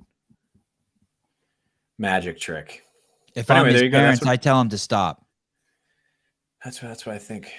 I'm like, no, don't. You're going to hurt yourself. Hey, Rittenhouse, on tomorrow night, I'm doing a whole show on Kenosha with Jorge Ventura. It's going to be dope. Call and ask him anything you want. He was on the ground there. You guys, this show is going to be awesome. We're so stoked we have him. Okay, go on. All right. Hashtag Team C's. So what about the gas? What like let's just face it. Our president is fucked up. We have fucked up people running this country. That's basically what it is. It does not have to be like this. Yeah, and they're I wanna what's spread worse is the- like if they sorry, go I ahead. want to no. I like that you changed it from president to people running the country. I want to spread the abuse to all, like the majority of politicians and the populace's willingness to accept shitty politicians too. How about just at least tell us the truth? Why is it so expensive? What are you doing? Like, how about just using some common sense? How about just saying like, we've printed too much money, we've psychologically broken these people. Let's talk about why all the kids have gotten fat in this country at exponential speeds in the last 2 or 3 years. There's just no reflection, no transparency from the people that we have elected into office. And what's nuts is like trust me, I know it's hard to switch, but I was one of them. And you too can switch too. You too can be like, oh, Hillary and Obama were fucking this country up. It's okay. It's okay. You can make mistakes. You can flip the script. You don't even have to like Donald Trump. So then how do you explain petrol prices in Australia as well? Because they've been like at an all-time high in the past month. Yeah, or you so. guys are printing money probably worse than the United States. You guys are. I don't know. At least in this country, like people really are. There's a lot of people still working. I have no idea how Canada is doing it, or New Zealand or Australia. It's mind-boggling to me how they think they're going to get out of those lockdowns. Austria, dude. Austria. Going back into the deep depths Holy of lockdown. shit. I actually woke up and read that and read it as Australia and was like, oh, fuck. Okay. But it was Austria. We're probably a couple months behind, so got a little bit of time. You can think this president sucks and also know that he doesn't control world. Here's the thing. Here's this thing. We had gotten around, I was going to say OPECs. We had gotten around OPEC. OPEC. He does not control worldwide gas prices. You are absolutely right. You are absolutely right. But we were at zero for the first time in like 90 years. We were independent, energy independent. And the gas prices were plummeted because we are the most oil rich country in the world, and we started pulling oil out of the ground here. Stop flexing.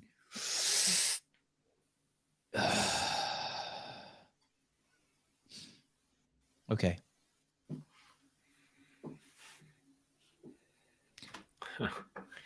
We rolling?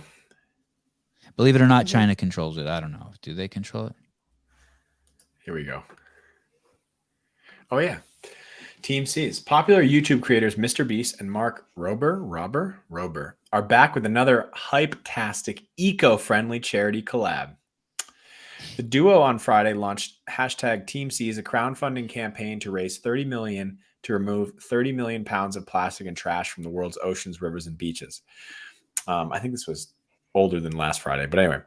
Previously, Mr. Beast and Rober partnered in 2019 to launch one of the largest creator-led fundraising campaigns called hashtag Team Trees in partnership with the Arbor Day Foundation. The initiative's goal was to raise $20 million to plant 20 million trees, and it ended up bringing in more than $23 million and generating more than 1 billion video views in aggregate. 2 years later, Team Trees is still receiving enough donations to plant 2,600 trees per day. It didn't say whether or not they're actually planting 2,600 trees per day. Great point, Hobart. Just thought I'd keep that in mind. Can neither confirm nor deny. According to the Ocean Conservancy estimate, some 150 million metric tons of plastic, that's worth like a little like how much space in the ocean does 150 million metric tons take up, already circulate in marine environments. Researchers say as much as 11 million metric tons enter the ocean every year. If the Team C's hits its fundraising goal, the campaign will remove equivalent of 85 football fields covered 1 foot deep in plastic debris. But the article didn't specify how much trash the team sees will actually move in relation to the 150 million already there. Is it 1 million metric tons? Is 85 football fields 75 million metric tons? We don't know. The fundraising campaign is set to run through January 1st, 2022, but the YouTubers will keep the site up and provide progress updates over 3 years of operation to clean the trash. Why do they keep saying a metric ton? Why don't they just say a ton? I actually don't know the answer to that question. A ton is 2,000 pounds, right? Is that different than a metric ton? A metric ton is 2,200 pounds. 85 football fields, a foot deep. That's how much they're going to take out of the ocean. Yeah, which is a lot.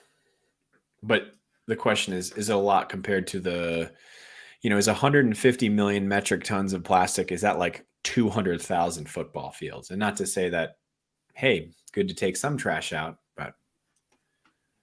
There's supposedly somewhere out in the Pacific Ocean a floating plastic island. That's all I got on that. Someone will chime in. Plastic Beach, one of my favorite albums. 2,000 tons is 2,000 pounds is a short ton. Okay.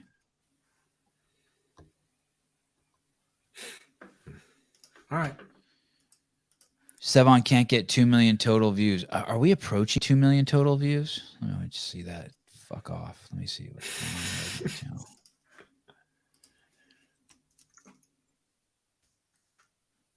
Actually, did you guys see on Instagram, like, it might have been like the past week, there was that thing that was promoted where it was post a photo of your pet and we'll plant a tree. It was like, I don't have 2 million views. Okay, go ahead. Sorry. No, I just like went viral and was all over Instagram with everybody fucking sharing their pet, and it had like 1 million plus photos. So supposedly there's going to be like 1 million plus trees, but there's no other information about it. Like I haven't seen anything. Okay, I have a stat for us that I don't know if it's true, but I don't see the connection between planting trees and posting pictures of your dog, but okay. Well, no, because they're both fundraising money to like take care of the environment, but it's like and it got a massive response online, right? Like both of these guys got massive responses, but it's like, what's the end game? That's what I was going to say. And this might sound really ignorant. Like, okay, don't get mad, people. Does planting a tree actually help the environment? God forbid you ask a question. Yeah, try not to. Is this something to do with like oxygen and carbon? Yeah. Well, I do think that's it, Kate. But I guess my question is like, are you kind of putting a Band-Aid on a gunshot wound kind of thing? Like, is that where we should be spending our resources? Like, that's been my biggest question. If let's assume like everything about global warming is true, is the way we're going about fixing it the right way to go about fixing it? Like if it does come down to carbon footprint, I shouldn't say this either. It's going to sound really crazy, but it's like, I don't think, what would make what's crazy is there's an autistic girl named Greta Thunberg who's fucking running the show, and that people think because she's behind it, it adds validity to it. That's crazy. It might. After that, you can say anything you want. No. The fact that a guy can't shoot a guy who's pointing a gun at him, the fact that you can't shoot a guy who's beating you with the skateboard, that's crazy that people think that. So Hobart, it's free. It's free. You can say whatever you want. It's not crazy. The baseline is so fucking high for crazy that like that's a fair point. But anyway, like you can say whatever you want. My point was, I just I wonder what the best way to fix it is. But anyway, I will probably be told that the experts have already figured it out, and I should just shut up. But I did find this stat from theworldcounts.com. I didn't even look him in the eyes when I met him. I was just like, oh my goodness, am I turning red? Yes, you were turning red. More than you were turning red, my dear. You were. Hey. Okay. Over the next 10 years, the plastic soup in the ocean could double in size. At this speed, the plastic grows as much as the size of a football field every second.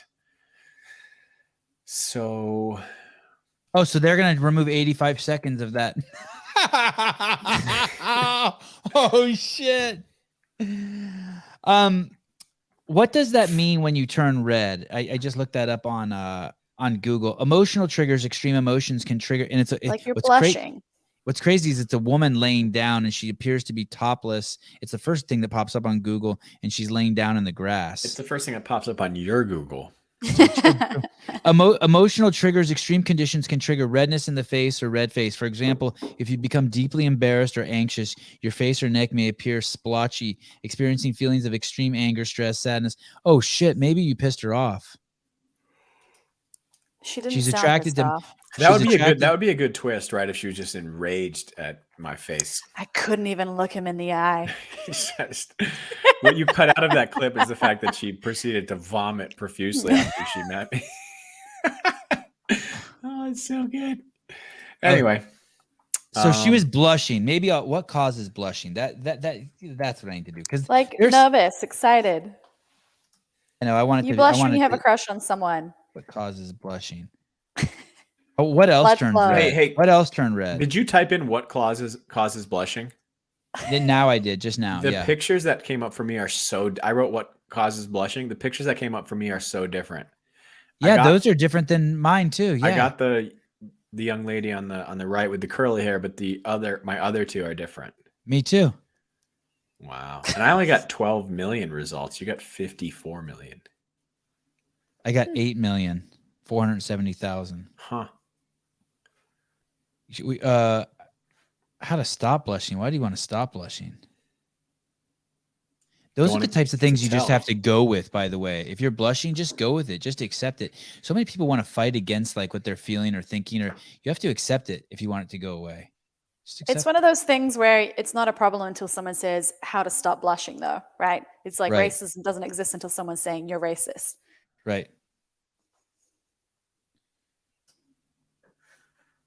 I wish I had the thing where we a recording to play about how great Kate is right now. Yeah, because she finally brought it back down to earth. Yeah. Hey, I'm gonna make a soundboard. I need all of these things. Yeah, it's about time, man. Yeah, this is nuts. This show's next level already. I mean, definitely by the time we have 2 million views in aggregate. Maybe just like a couple fart noises. Yeah. Yeah. Good. Sevan can personally record them. Didn't find.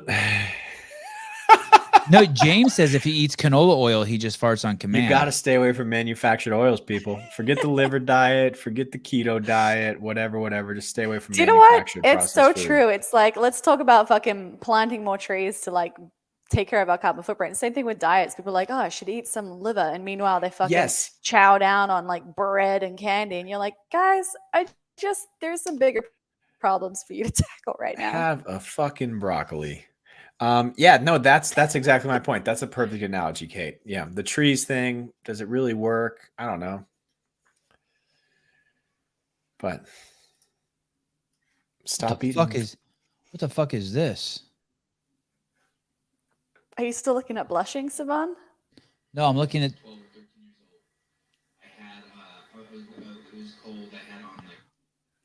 I was looking. What's that video you sent, Hobart? A buddy of mine sent that to me. And he photoshopped it.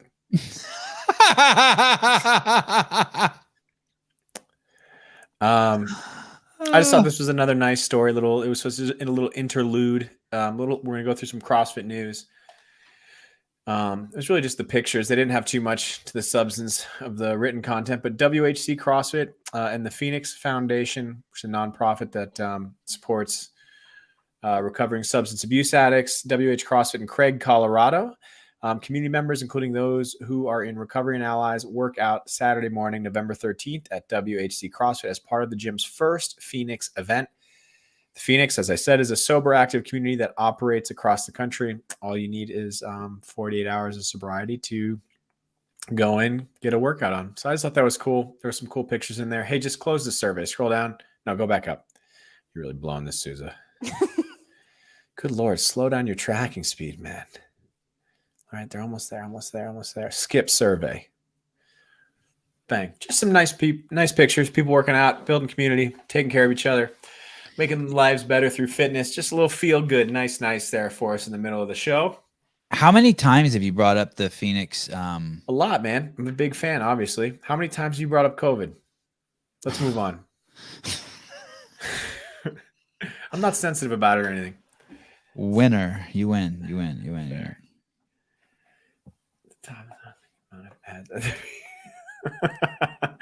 Will Brandstetter.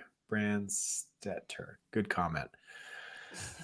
The swim brand Tier and CrossFit. Matt DiLorenzo, the CEO of Tier, fell in love with CrossFit and the community at large and decided that his company would be wise to enter the CrossFit space as well.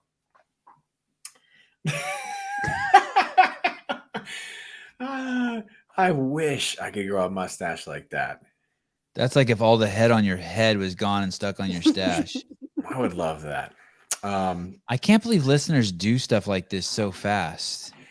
7 months ago, DiLorenzo brought on two-time games team athlete, and so according to Sevan, not a real games athlete, and level 1 coach Corey Berger as Tier's director of CrossFit and fitness. Since then, with Berger acting as a consultant for athlete acquisition, Tier assigned an impressive roster of games athletes, including Emma Carey, Noah Olson, Travis Mayer, Meg Reardon, Saxon Panchek, Amanda Barnhart, Will Morad, and Bethany Shadburn. Who is Tier? Tier is a leading swim brand founded by Joseph DiLorenzo and 1972 Olympic bronze medalist Steve Furness in 1985 out in California. They sponsor many top-level swimmers, including 7-time Olympic gold medalist Katie Ledecky, 2-time gold medalist Simon Manuel, and 12-time Olympic medalist Ryan. Oh, is this the Australian? Lochte? No, he's American. Come on, Kate. I don't know. Oh, damn. Tier placed the most swimmers on Team USA in 2021, making them the #1 brand at last year's Summer Olympics. Currently, they're in the testing phase where Tier athletes like Carey, Olsen, and Mayer are testing apparel and providing feedback for their line of CrossFit apparel set to be released in April 2022. Who? Carey Pierce? Emma Carey. Then in 2020, Emma Carey and Travis Mayer? Yep. Travis Mayer? Olsen. Travis Mayer? And Noah Olsen. Hey, are they? I think Josh Bridges might be sponsored by them. Did you say that? Just happened, yeah. Then in 2023, Tier plans to release his pictures look good. Then in 2023, Tier plans to release a footwear line, including a trainer shoe, a running shoe, and a weightlifting shoe. As a result, Tier recently announced a partnership with Wodapalooza and will be the title sunglass sponsor of the Miami-based competition in January. You know what we need? I'm gonna put this out there. Sponsorship from them? No, I don't. But it's CrossFit. God, when are we gonna get a watch sponsor? Like, talk about. I got great stories. Two peas in a pod. All right. Well, after you got to tell me those stories because, like, I was in the a things meeting I would do to get CrossFit a G-Shock sponsorship would. Yes, they're the ones who made the Iron Man watch. G-Shock. No, that's Timex. Oh, so G-Shock makes like the big beastie ones. Oh, yes. So we had gnarly meetings with Timex for a while about a watch for CrossFit that was like, the Iron Man watch. Those were some great meetings. The thing is sorry, that's not for this show. I'm gonna make that down. That's it's just that's one of those things where I'm like, gosh, that's got to happen. CrossFit in time, like, let's go. Greg wanted Rolex bad. Yeah, that makes sense. But let's be real. Give me a break. No, you be real. You can't set the bar high enough. No, that's oh god, yeah. What? Cover your face. That was like when they wanted I'm not gonna get into it. Can't wait till you get fired, Hobart, so we can have a fucking real discussion. Okay, let's go. You're a good dude. What purpose? Anyway. Oh, I dare you.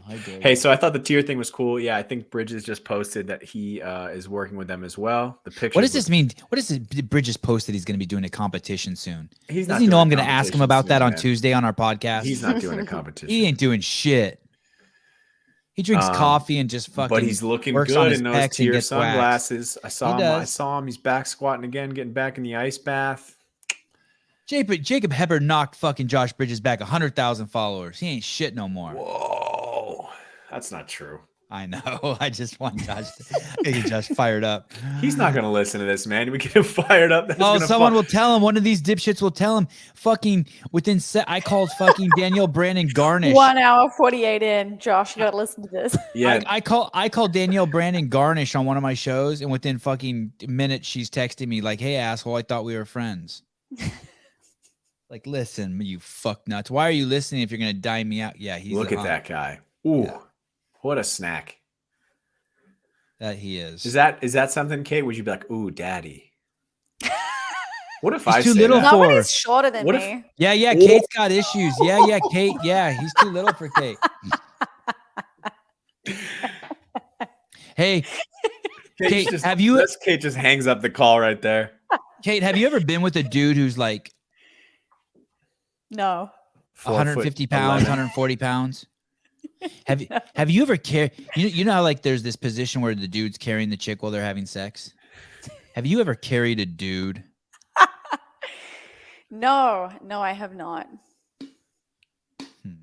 What's I the bet you follow-up could- I bet question? you What's could the carry- follow-up question to that? Nah. I'm gonna. I skipped it. I skipped it. Thanks, James. I'm gonna move to the next follow-up question. I wonder if I wonder if you would carry. I wonder if you could do that to Josh Bridges. How would his penis? Where would? Can you? Okay, gun at Atlanta airport. Right. Barbell jobs. .com. Thank you, Kate. A passenger awaiting a search at the Atlanta airport's main security checkpoint reached in his bag, grabbed a firearm, and it went off. It didn't go off. He pulled the trigger, people, causing chaos among travelers, you think? The passenger ran with the gun from the checkpoint and escaped out an airport exit. The transportation security. If Josh and Kate were doing it and he was carrying her, her legs would touch the ground. Sorry, I didn't want to visualize it. I didn't choose that. I didn't choose it. I'm just an antenna. Okay, go on. Sorry. So what's happened in Atlanta, Hobart? I just picturing like, oh, I can't. Like you think you're carrying Kate around and you're celebrating. Yeah, I'm getting some. And then you look back and her legs are on the ground and she's carrying. I'm helping out. Carrying you.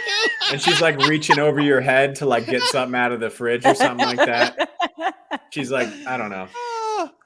Sorry, Kate. I Straighten swear to up God, and Kate, fix that's the the frame. first time I visualized you having sex. That's the first, and I'm trying to do it again. I apologize. I didn't mean it. She's I got a visualized- I'm laptop. gonna She's got a laptop on How top many of his times have head you writing a pictured research fucking paper. Josh Bridges having sex? That's the Jesus. first two. That's the first two. Oh man, I'm in big trouble. Yeah, man, that's gonna hurt me a lot. Okay. The passenger awaiting a search. Oh, we went over this. The passenger ran with the gun from the checkpoint and escaped out an airport exit. The TSA said authorities described the discharge as, according to Colin, premature. We are actively pursuing the individual as we speak. The discharge caused a frenzy on social media as alarmed travelers posted videos to Twitter and other sites showing and describing moments of chaos and confusion at Hartsfield-Jackson Atlanta International Airport. Authorities said 3 people suffered minor injuries. A TSA official said no one was shot. But I don't think they've caught this person. I'm just impressed that in today's day and age, you can run into an airport, discharge a firearm, and then run away, and they cannot catch you. Anyway. So what you speculate for me? What you think happened? You think that someone accidentally brought the gun? We had a CrossFit employee who did that one time, didn't discharge it, but was going to a CrossFit event. It was actually, believe it or not, it was the Whistler event. She was flying to the Whistler event in Canada, and she had her gun with her. She left her gun in her fucking purse, and she went to the airport, and they took it from her, and she got to get on her flight, I think, and everything. But she was in a lot of trouble for a second. And I don't think she ever got her gun back either. But what do you think happened? This person went to the airport, they had their gun in their bag, and they accidentally discharged it? Or like, Yeah, I think that's it. How do you accidentally discharge a gun? You put your finger on the trigger and you pull it. But I mean, for those of you outside of the country who've never shot a gun, like that's not, there's something to that. Yeah, it usually has to be pretty focused. I mean, and it's not, they don't just, unless it's cocked, like unless the hammer's pulled back. I mean, who's to say we even had a hammer? They don't just go off. Guns don't just go off. Yeah. And then why would you run? Was it a man or a woman? Did it say? I believe it was a man. They had the name. I want you to guess what they. Do you think it was black, white, or other? The person? Yeah. What does it matter?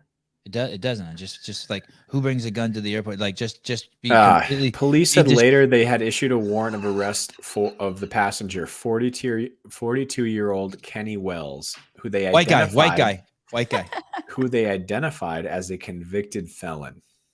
Oh, that sucks. That's why he ran. Yeah. Yeah. That's bad news. So basically, he forgot his gun in there. Kenny, what are you doing with a purse? Was it what? Does it say what kind of bag it was? I pictured it as a woman. Sexist. I pictured it as a woman. Just because he had a bag? Yeah, because he had a bag, and I just blame women for leaving. And he was shit going to the airport. and he was leaving shit in his bag. Real out of place, dude, with a bag and airport. So now I'm gonna go with a white guy who smokes too much weed, and he had a brain fart and left his fucking gun in his bag. Criminal. This is kind of an interesting stat. Across the nation, the TSA said it had stopped 4,500 roughly 4,500 airline passengers from carrying firearms onto their flights by October 3rd of this year. That's a fair amount. I mean, that's not a lot compared to how many people are flying, but that's still pretty. Do you think they're all accident? Hey, wait, here's the question. How many didn't they stop? Yeah, there's that too. I've traveled with this suitcase one time, and I don't know, I traveled with it like 100 times, and then one time I was at home and I was like cleaning it out, and there was a fucking gnarly knife in the suitcase the whole entire time.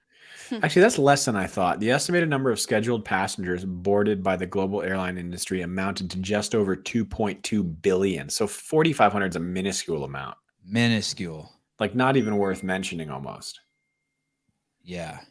But here's the thing, though. Most that was worldwide, or that was in the United States?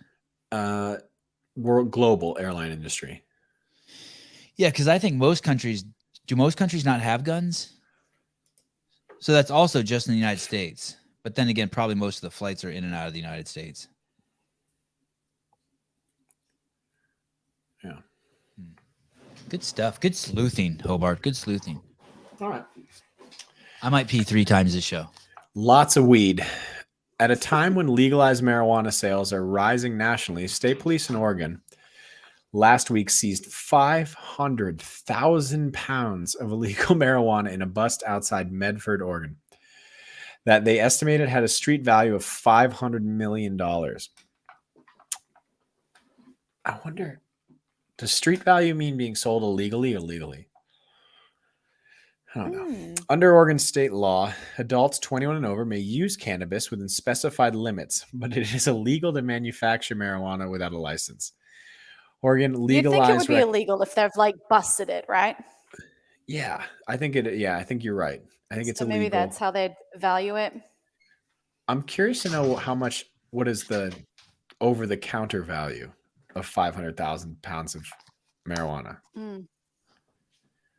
Anyway. Hey, what do you think is worse? Telling some guy that you were just in a ring with for 20 minutes to go the fuck back to China, I whooped his ass and sent him back to China? Or, let me give you 3 choices. Or you're the person you love the most in your entire life telling you that you're an old man with wrinkly cock and balls. Or super hot, beautiful, fucking just pure breeding material mega chick telling you that you're too short to breed with her. What are those 3 are the most fucking offensive? Because I'm curious because I think it's offensive that you happen in assumed the that it last was 6 breeding. hours That's to me. what I think was offensive. What? I think it's offensive you assumed it was breeding. What was breeding? That it was breeding and not just like excitement. Oh, stop. Kate doesn't fuck short dudes. Kate Gordon doesn't fuck short dudes, and I'm short. I'm fucking offended. Listen, people. Don't be stupid. Don't be offended by shit. Your whole fucking life. And no one wants to fuck anyone who's little or ugly or not healthy or unless you're Jewish and you breed for fucking intelligence and money, then guys like me have a chance. Okay, go Women on. just Hobart. like to control That- the that- evolution of mankind. That's all. Yeah. Just make sure that humans keep getting better. Yes, thank you. What were you gonna say, Hobart?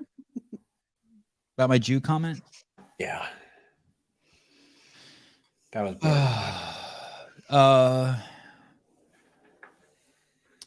a friend of mine just texted me and said being carried during sex is the best. I wouldn't know. Was that a girl or a guy? A guy. It was a girl. Oh, good question. Important. It was Josh Bridges. It was either. Josh Bridges. Oh my. That's the best. That is probably one of the best things. Imagine like if you could be carried while having sex, then like you don't have to do shit. Like you could be talking on the phone, eating a sandwich. I was just gonna say the only thing would be better if you could just eat like a meatball sub. While that was Well, happening. yeah. Hey babe, I stopped at Subway on the way home. Ready to pick me up? This is gonna. So during the final season, I Yeah, really Todd should not- Meyer's comment: carry the man instead of pay the man.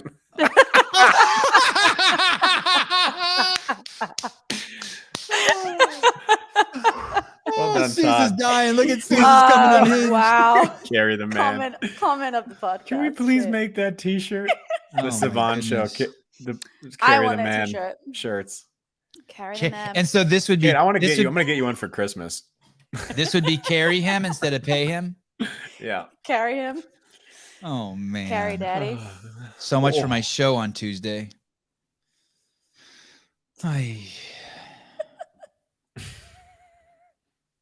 Okay, let's go. Stories. Wad zombie coming in hot. All right. Lots of weed. I totally forgot where I was. Please no photoshopping. If it's a girl, make it someone that's not me. Dear Lord. Yes. Pick someone else to. Kate pleading with the audience not to Photoshop her in a fuck picture with Josh. Cameron, get to I never work. thought I would man. ever have Get to do work. that in my life. Oh my goodness. We still have an hour. You can get through all these. I'm just trying to think. There's got to be a picture of Kate from the games when she competed of her carrying like a sandbag, and you could just. No, That's I easy. definitely have not got any of those. like a PG-13 one. Yeah, be nice. Yeah, just Josh over her shoulder or something. Make him look extra small. Susan's coming unhinged. That's mean. You He's a guys- friend. He's a friend. Josh? Yeah, Oh, absolutely. That's why he's a target for all this misplaced aggression. that's fair, and he'll blast back, man. Yes. Under Oregon state law, adults 21 and over may use cannabis within specified limits, but it is illegal to manufacture marijuana without a license. Oregon legalized recreational marijuana in 2015. Is it Oregon or Oregon? Sales hit. Oregon? I don't know. Oregon. When I had Nick Rodriguez and Danielle Brandon on the show today, do you know what I was doing? That was like my form of eugenics. I would I just had say like both. I would just change that phrase to like matchmaking. I just I know. eugenics That was is a little horrible. bit term. You're right. You're right. Even I have limits. That was horrible. Yeah, but that it was so. stepped the line. I watched a video of him and I just thought he was so beautiful and amazing. And then I just thought, oh my God, if I had him and Danielle Brandon on the podcast together and I could stare at them side by side, it would just be like so much like Is man Danielle and- Brandon single? Someone sent me a picture this morning of her at a dinner table with a guy or a breakfast table. And the only other person I recognized there was her coach, and Allison Scudds was there also. But someone goes, "Hey, that's Danielle Brandon's boyfriend." And it was somehow they had a still picture of it. I'm sure Was they it grabbed Brian off Friend? Instagram. Oh, No. yeah, I've seen that whole athlete group together recently. And I didn't recognize the guy. He has dyed blonde Underdogs. hair and Underdog Who- what? Athletics. Underdog Athletics, I think. Is that them? I don't know. anyway, Ah, I she didn't has a ask her because boyfriend. I didn't Okay, want to thanks, ruin. Travis. What? Say it again. Travis says she has a boyfriend. Oh, yeah. I didn't want to ruin it. I mean, I had already ruined it and asked Nicky Rodriguez if he had a girlfriend, but I still just enjoyed it. I was just thinking, man, if those two are just like poster children for just I'd let Danielle pick me up. You let Danielle pick you up? Yep. Yeah, Danielle picked me up too. She, yeah, she's awesome. He can pick her up. He's too fitty, 6'2", 6'3". He's a big dude. She you know who he messaged me is? randomly because I have those toe spreaders like for my feet, and I'd put up a photo. She messaged me. I didn't know she followed me. She was like, "Hey, you're wearing them upside down." And I was like, "Oh fuck." That's a good dude.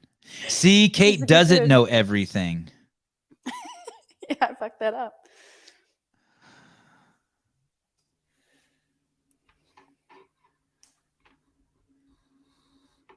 All right. All right.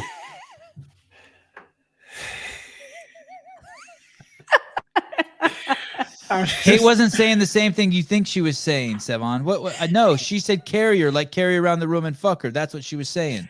Yeah. The fuck is wrong with you? No, we're I'm not pregnant. there yet. I am. We're I'm not like a there yet. We're not to seahorse. I'm like a hugging. seahorse.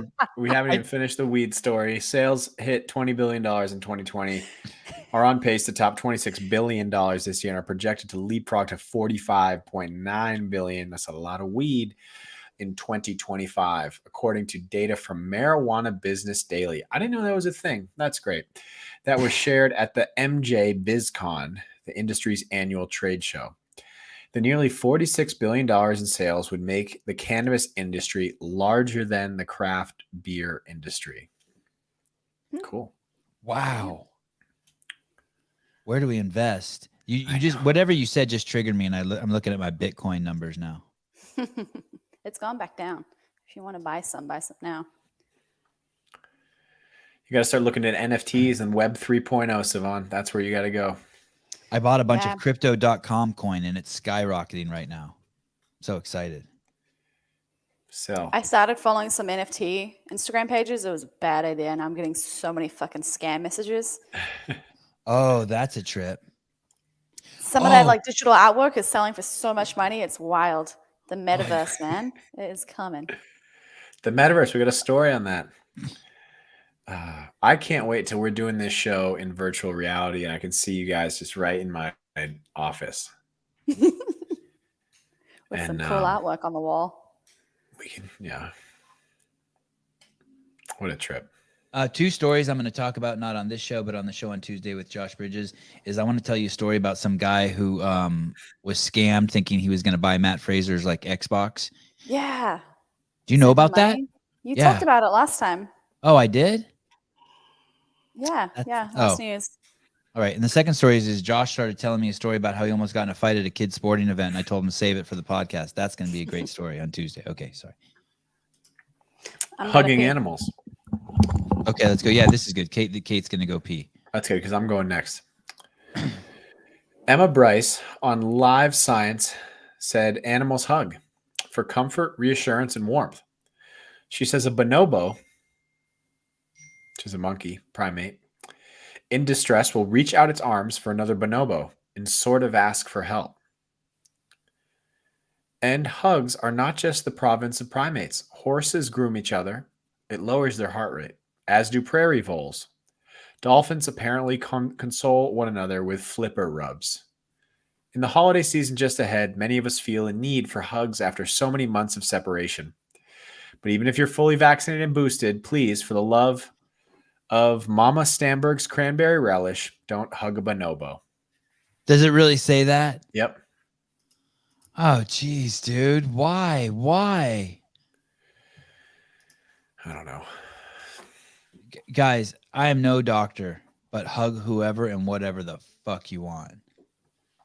I have something. I can't wait till Kate comes back. I have something so good.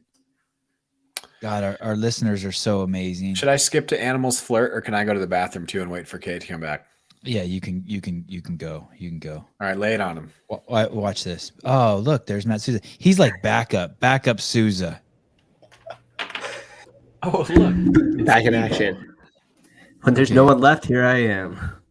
Look at here we go. Let's drop these guys out too. Oh shit, that's not right. Share screen. Oh wait, what happened to my screen?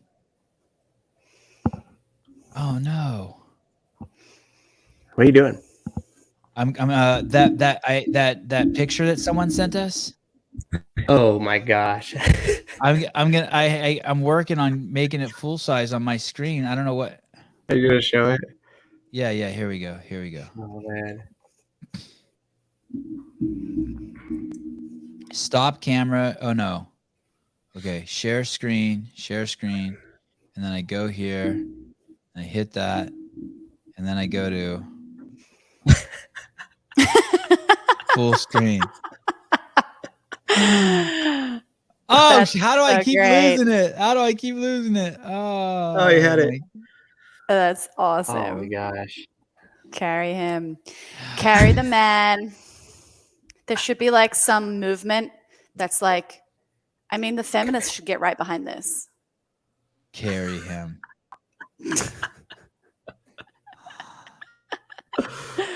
Caleb, if I don't know if you still do clips or not, but this you gotta just. Oh man. Does Caleb still do clips for us? What happened? How did we lose Caleb? He's still doing the clips. He is okay. Yep. That's Will. There's a guy named Will and Caleb that have just been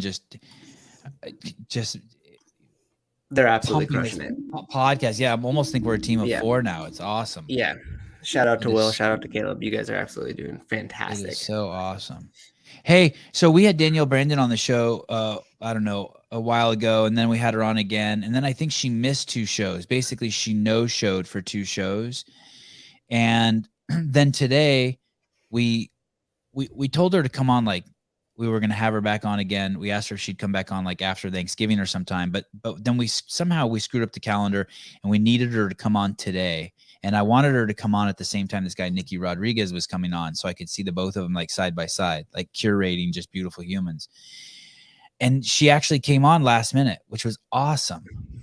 Yeah. She was really cool. And I had just made fun of her in another show saying she could never win the games and just picking on her. And Yeah, she but still she knows came how on. we do.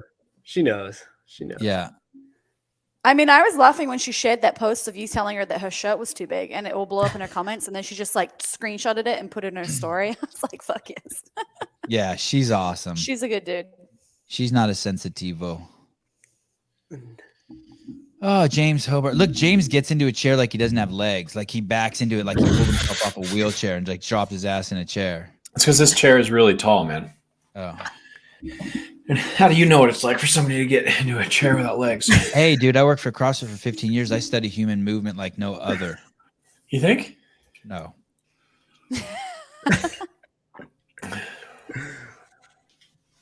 I wish my wife would bring me another cup of coffee right now. I wonder if she's watching the show. I wish your wife would come in the room and pick you up out of that chair and carry you around. Just put me up against the door back there and just mash me. Hey, Robert, speaking about picking me up and carrying me around the room, Rob Orlando's coming on the show tomorrow morning. Great guest. Great guy. Yeah. I'm excited. Kate doesn't know who Rob is. She's too new. She's too new. He's a bit of a shorty. Ask him if he's ever been carried around. I know who Rob is. God. My shows are so different than this show. I'm a dignified man. I do not talk about stuff like that with my other guests. You are more well behaved. You're a little raunchy when we're around. Just gets wild on the news. Yes. The one time when I need you to be together, you're about as loose as someone can be. Basically, Matt Lauer. Oh no. Oh no. All right, you ready?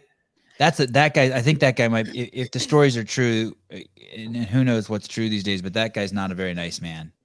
Oh, is he? Is it worse? Sorry, I haven't followed up, so I hope I didn't just cut you deep. Well, no, but when Matt Lauer got, it's okay. When Matt Lauer got Me Too, the story was it was like horrible. Basically, he invited a lady into his office, locked the door behind her, and fucked her. Bent her over the desk and fucked her. That's bad. And she was married, and I think he knew her husband too. The whole thing was so fucked up. And he had a button that locked the door from his desk. Now I feel bad that I said that. Yeah, that was a really fucked up comeback. Wow, Hobart, way to be a dick. He's. I think he might be. I hate to convict anyone based on what the media says, but okay, go on. Tell me about Matt Lauer. Okay. Male pufferfish. Us animals flirt. Oh wait, you're not gonna do Matt Lauer? No, I was trying to make a funny joke.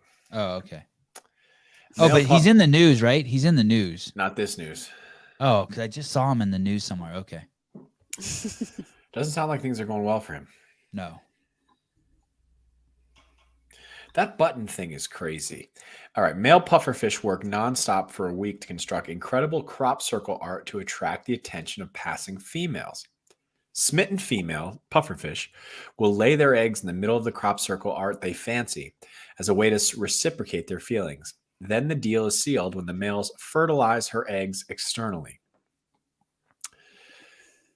Also, small male cuttlefish can transform into females in order to deceive their larger male competitors. For example, researchers found that the smaller male cuttlefish transform their appearance into females in order to trick large males. Because the cuttlefish mating ritual is aggressive, with larger males fighting each other, the smaller males cleverly protect themselves by switching to female mode and gain an edge with real females. DNA fingerprinting showed that the female mimickers successfully fertilized females 60% of the time, which was an achievement considering females are notoriously picky, rejecting any male advances about 70% of the time. Male peacock spiders break into dances to woo potential mates, but the dancing is rarely effective. A 2015 study found... Wait. But fuck that. Go back, read that shit again. Why is it rarely effective? Well, I'm getting to that. Oh. A 2015 study found that upon seeing a female, these tiny male spiders break into a series of dances in an attempt to send actual good vibrations to her through the ground. If she shows any interest, then the male reveals a colorful flap from his abdominal region and proceeds to strut his stuff wildly. These dance moves, however, are not a turn-on. In fact, out of 64 courtship dances studied, only 16 were liked by the females. In response to bad dancing, some females would turn away the males, while others were more aggressive, either shaking their abdomens at them or sometimes, if they get really annoyed, eating them. Would they ever pick them up and carry them around the room? That I would just be love what's the involved idea, in like- eating them. Like, remember when you were at a school dance trying to get a girl to dance with you? Imagine if she just ate you. Eat the man. Oh, it's so good. What did the females actually care about? I don't know how they could tell this. The males' looks, which were considered twice as important as their dance moves. There you go. So today it was crazy. Nick Rodriguez, it was a dream show. I'm telling you, Nick Rodriguez asked Danielle Brandon just out of the blue. He goes, "Have you ever been to a Chippendale show?" And she said, "No." Did you hear? Have you heard that yet, Souza? No. No, I actually clicked on that part. She was like starting to discuss it, which is funny. I didn't watch the whole thing yet. So she said, "Have you ever been?" He said, "Have you ever been to a Chippendale show?" I'm like, "Fuck, this is a good show. This is like they're talking and shit now." And she goes, "No," and she goes, "Why?" And he goes, "Oh, because I was asked to try out for the Chippendales and I made it." I'm like, "Of course you did." Yeah, Of that course guy's you a did. stud. Yeah. Oh man. I've never had to go after girls. Girls just come after me. Hey, I just that stay first- focused. The first part of that article reminds me of like the guys that like pretend to be the sensitive ones and like are like, you know, call the girls and They everything just else. purposefully friend zone it, Yeah, and like- then like when like rejection strikes, you just swoop in. Here they are. Pretending It's they okay. care. What is- he was a jerk. Peacock spider. You know, when I see men like just doing stuff like a dude like riding a bike like with a boombox in the front and he's got it playing full blast, or like, you know, the guy with the low rider and it rides on one wheel, or just like it's all just made. Everything here is, if you start looking at the world like it's just mating strategies, you'll see so many failed mating strategies.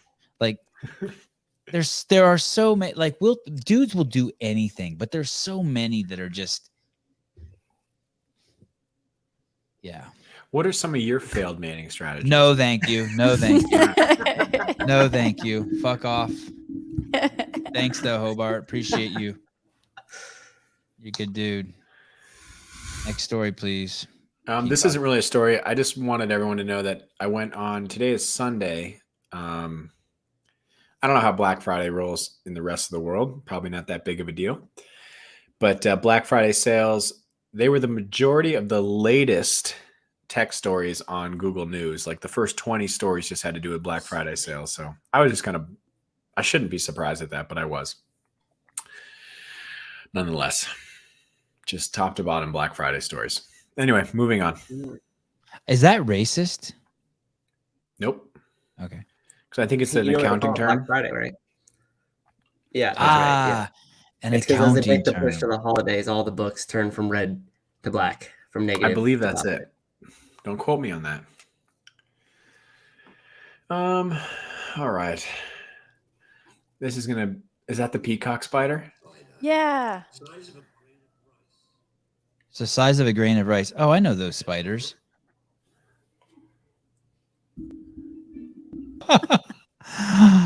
Dude, that is amazing. How cool would it be if we had feathers that we had to show off and dance with? Oh my goodness. Okay, enough of this. This Are they is going to Rival mate? Let's fast They're forward gonna right to the battle it good out. stuff. Oh shit! Ooh. that how I Batman. fucked it up. Should let the There you pro go. handle it. So, is that mating or is that being eaten? Oh, that's a 67. Oh, she's fucking killing him. Yeah, man. Oh no, he gathers the sperm and passes it into her reproductive organs. Is that what you call that? That's what it said at the bottom. Look at him wiggling his little Which tail one's still. which? I'm so confused. That camera's intense. Yeah. The dudes are always prettier. The dudes are always prettier. Birds, spiders, Yeah, and like animals. in all of them, and people too. That's why women have to put on makeup and shit and high heels, and dudes just take their shirts off. All right. Yeah, I said it here first. Yep, I know. It's not nice, but it's the truth. Even better, we have cock and balls. Yes. Okay. This is the weirdest news ever. Travis. Yeah, accurate.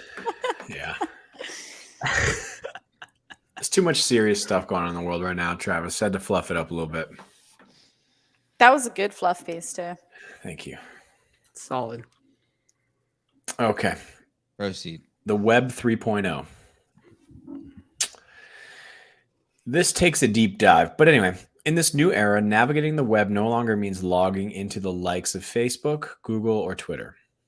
The Web 1.0, the web was seen as a way to democratize access to information, but there weren't great ways of navigating it beyond going to your friend's GeoCities page. Remember those? Remember when everyone had their own web page? It was pretty disorganized and overwhelming. Then came Web 2.0. Starting in the mid-2000s, platforms like Google, Amazon, Facebook, and Twitter emerged to bring order to the internet by making it easy to connect and transact online. Critics say over time, those companies amassed too much power. What are you talking about? Web 3. This is stupid. Prove it. Fine. Yeah, right. Web 3.0 will mean that sharing photos, communicating with friends, and buying things online will no longer be synonymous with big tech companies, but be done through a multitude of small competing services on blockchain. Where, for instance, every time you post a message, you'll earn a token for your contribution, giving you both an ownership stake in the platform and one day a way to cash in. Web 3.0 enables a future where distributed users and machines are able to interact with data, value, and other counterparties via a substrate of peer-to-peer networks without the need for third parties. The result, a composable, human-centric, and privacy-preserving computing fabric for the next wave of the web. I heard privacy and I thought you fucking liar. But can you what's that called? Distill that for me into a sentence or translate what is it? I thought they were going to put goggles on all of us and we were going to go into the Matrix. That's the next story. Oh. I believe this is a step away from that. Imagining that internet-based interactions are going to be based on peer-to-peer networks. So we'll just access data and communications by just connecting with separate users without the need for a third party company like Facebook to host all those interactions. And I think a lot of those interactions will be facilitated by it seems like are internet-based AIs. I'm not sure what you mean, but is it like an avatar where we're going to plug our tails into each other? No, that's the next story. Oh, I'm stuck on that. Dude, my crypto is... I'm telling you, if I can do good in crypto, anyone can. I have a crypto. Do you have a crypto wallet? Kate, do you have crypto? No, give me some tips. I keep hearing from people, I dabble in crypto. I'm so sick of hearing that crap. Like, I'm so glad you can hook your Venmo up to Coinbase. This is my crypto. Hold on. That's my crypto. No, that's me. So I have $1,007. Oh, look, you I saw got that that shit. I just made Shiba. $1, bitch. Damn. Is that that list shit. what you've? Is that list all the coins available, or is that the list of the coins that you've bought? I thought you Yeah, bought that's the Bitcoin. coins I've bought, and that's how much money I have in each one. Very So diverse. see how that is, James? And like, I think that plus or minus is like how it's done in the last like 24 hours. Hey, how'd you then pick those specific ones? I don't know how it resets every day. I'm sorry. I'm going to have to do a whole podcast on this, or I can charge you a small fee, Susan. You can call me later today. Roger. Crypto.com, you're killing it with that one. 20%. And so see that one Decentraland. So it's down 7.16 Hobart. Mm-hmm. Yeah. Or Kate, whoever's listening. And then, so I'll click on it. I clicked on it. And then, so that's what it's been done in the last day. And then I can click on this week and I can see how it's gone in the last week. And so basically I look at these graphs, and once something has dropped enough, I just buy another $10 in it. And it's a really simple plan I have. I don't have like an advanced plan. And I only buy the shit that's doing bad. And in the last week I made $250. I think I put in or maybe $300. I think I put in like $700 in purchases. How much time have you spent on it though? Like yesterday, I didn't check it at all. Today, I probably just, I don't know. And here's another thing. I don't know how you get your more than 7 hours on this. No. It's not like my fucking DMs. I spend 5 hours a day on my DMs. What are you talking about? I just got a DM from Wad Zombie. You put that Photoshop to use. Oh God. Oh boy. Carry him. I gotta save all It's those. We're not- crushing the news. We're coming up on 2.5 hours. Let's talk about Facebook Meta. Yes. I was gonna see if you wanted to see the photo. Take us to the metaverse. Yeah, send it to the group chat, Susan. It's not ready for the. Text it to us, Susan, and then I'll pull it up as a full screen if I can.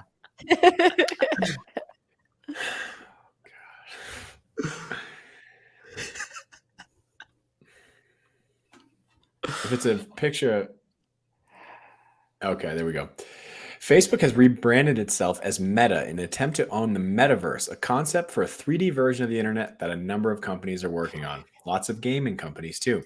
I believe actually Fortnite and what's the other really popular one with kids? Roblox. Wait, what is it? What is it? So this video game called Fortnite and another popular video game called Roblox. You can have is Roblox really that popular, or did you just make that up? Very popular. You can have like an avatar in the game, and I believe both of these games held on like a digital virtual concert where I think it was not the Black Widow song, Ariana Grande. Ariana Grande gave a virtual concert. She had an avatar, and then like your little video game characters went and listened. This is a real thing that's happening in. Oh, you just sent the picture in the world. Oh, You can show that on the internet. Oh, It's not that bad. It's not that. It's good. It's good. It's well done. Shit. Well done, Wad Zombie. Oh my God, his face. Oh, it's hot. It's all pixelated when I blew it up. Am I sharing it, Susan, or you? You're sharing it. I want Josh to like me. Okay. Should I finish this story? You're gonna pop that thing up. Might as Make well the just people pop- wait. Make the You people sound- wait. Okay, yeah, okay. Okay, Okay, go ahead. Finish the story and then I'll pop it up. The metaverse, a concept for a 3D version of the internet that a number of companies are working on. Prepare for plenty of confusion in the coming months because Facebook, whose products are used by more than 3 billion people worldwide, let that settle in, has decided to rebrand itself. Here's everything you need to know. The name for a shared online 3D virtual space that a number of companies are interested in creating as a sort of future version of the internet. In the future, you'll be able to teleport instantly as a hologram, to be at the office without a commute, at a concert with friends, or in your parents' living room to catch up, Zuckerberg wrote in a letter announcing Facebook's rebranding as Meta. But it is in the future, not now. The metaverse unveiled by the company in August looks like The Sims or another immersive world, the 2003 video game Second Life. Is Meta going to simply provide the tools rather than be the gatekeeper? I doubt that they would relinquish anything that might compromise their position as the definitive advertisement provider of the metaverse, for instance. So basically, you're going to throw on a little 3D goggle helmet, and your friends are going to throw on 3D goggle helmets, and then you'll be able to live in a virtual world and go to meetings and not have to drive to work. I was watching a video of someone using like these gloves where when you're picking stuff up in the metaverse, the gloves like creates the sensation on your hands. Yep. So you can like feel the things that you're grabbing. What's that called? Like heptic? Yep, hepatic, I think.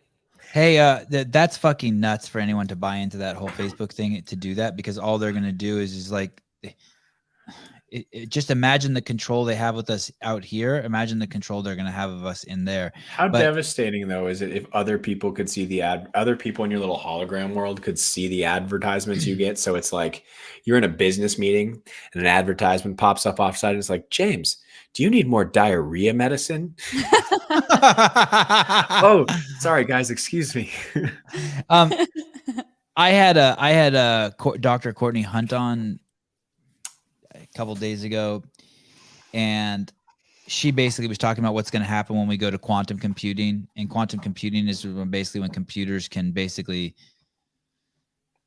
move molecules around. Basically, they can think as fast as a human brain. There's like, they can basically do in 100 seconds what would currently take computers 100,000 years. And at that point, they'll have an algorithm that basically can figure everyone out, and they will also be able to. It's heavy shit. But anyway, if that shit happens in the metaverse, why is everyone so afraid of a computer that can tell them what they want?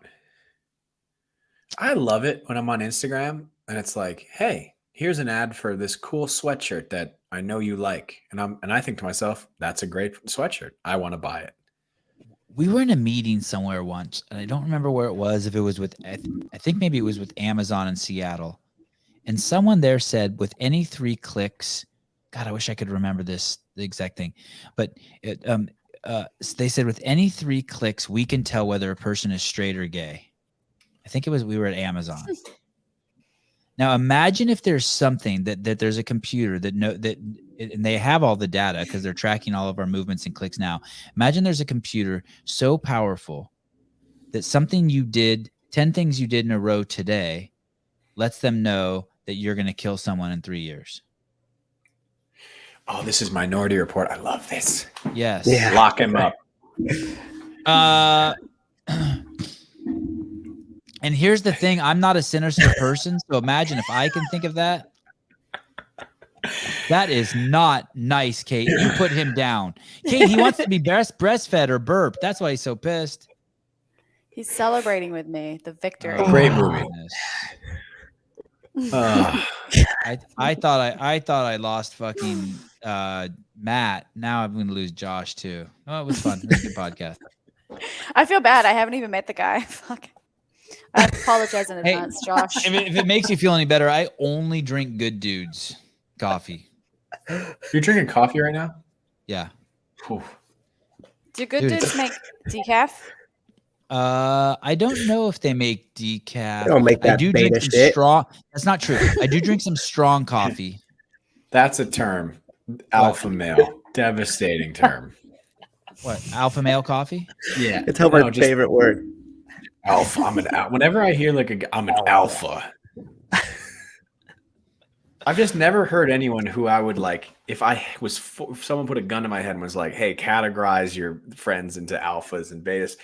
I've never heard anyone who is an alpha refer to themselves as an alpha. You know, like that term kills If you have me. to tell people you're an alpha, like you're not an alpha. It's the same thing with like if you have to tell people you're funny, like you're not funny. Ooh. Yeah. Let me explain to you why Yeah, I'm a Kate's funny carrying alpha. you around Let me the room if let you're me an explain to you alpha. why I'm a funny alpha, because it sounds like I could break new ground So with both funny. you fuckers here. Here we go. Lay it on me. Lay it on me, daddy. Oh, boy. There we go. Pick me up. Yeah, I'm gonna pick you up. I'm gonna fucking pick you up, Kate. All 5'8", 182 pounds of you, while you're fucking overhead squatting 225. Fuck you.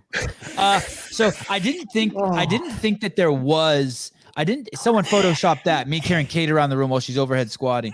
NFTs, baby, NFTs. That would be a very lucrative NFT. On a serious note, I have this really amazing friend, and I fucking love him to death. But it was the first time I understood the difference between alpha males and beta males. And I had these 3 Great Danes, and I was their fucking alpha. And when you have 3 fucking Great Danes, you need a fucking alpha.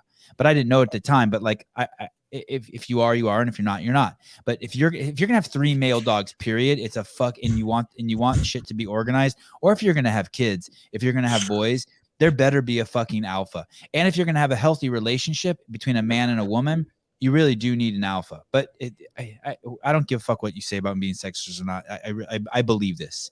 And I'm open to being wrong. But so I had these 3 Great Danes. I had them forever. And it's like they need to know who's in charge. And there's a fucking pecking order. I was at the top. Then there's the number 1 guy. And then there's the other 2 guys. And you see it portrayed in who gets to climb in the bed first. They had this bed in the back of the motorhome. Who gets to eat at what time? The lowest guy in the totem pole could only eat while the other dogs were asleep. And you see it forming. So I was going to New York for a film shoot. And normally I left my dog. I don't know what I do with my dogs. Normally I left them. I don't know what I do with them, but I didn't. I had to take them to my friend's house for him to watch my dogs. And with me being gone for just 2 days, the dogs started fighting, and they had never been in a fight with themselves. And it's because that guy didn't present alpha. Power vacuum. Yes, that guy did not present alpha. And you can see it. And so that was the first time I was like, oh, what the fuck's going on there? It took me a little while to figure it out. And then now once you become aware of that phenomenon, you can see it. You can see when you're in a room with a bunch of guys and there's guys there, you know who wants to be the most alpha. And then if there's 2 guys who both want to be the alpha, there becomes a little bit of a conflict. But the guys usually will just fall into a pecking order. And it's the same with animals, dogs, and women need an alpha. Everyone needs an alpha. Beta bitch media boy. I'm pretty sure that's in reference to me.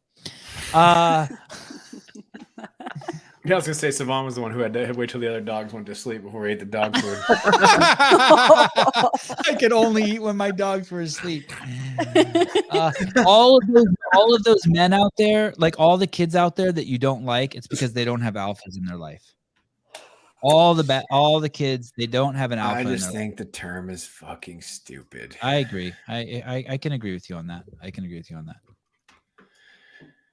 You need someone to keep you in fucking check. Agreed. And I think it's good to be self-determined and know who you are and have a presence. But I think it's a term that people who are severely insecure use to make themselves feel better for all of the things they actually lack. But I've always wanted to be an alpha, and I've always wanted to be a comedian. Anyway.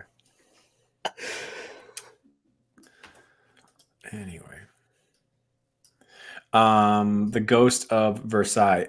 I think it's stupid because I hear a lot of people exactly, Colin. That's fair. I hear a lot of people using it who just don't fall into that category. Like I said, it's just like all bark, no bite. I keep clicking it, and Susan keeps clicking it. There you go. That was an alpha struggle right there. That was an alpha struggle. Couple of beta blockers. Fixing America's internet infrastructure. How much time do we got here? Holy crap. I don't know. How long It's, does it's it like go gender. for It's a anymore? social construct that exists We have based 3 on the stories legitimacy. left. 3 I don't know. stories I don't left. know. I don't know about that, Ghost of Versailles. I see what you're saying, but I don't know if I agree with that. I think there is.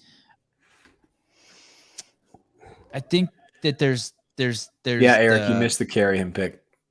Yeah. It'll come back. No, Sevan, I agree with that. I think there's a lot of biology involved. It's just the way I see it used. Yeah. Not that I don't think it exists. I think it's who's using it, right? Like it depends on who it's coming from. Yeah, and I'm totally on board with the whole there's more powerful personalities and people who stand out more and have more authority. And It doesn't matter how alpha I think I am. If the one woman on the podcast says she don't fuck short dudes, then boom, I'm fucking out of the running. Whatever comes after beta. What determines an alpha though? Like the superficial characteristics is that the females want to mate with you and that the men want to be led by you.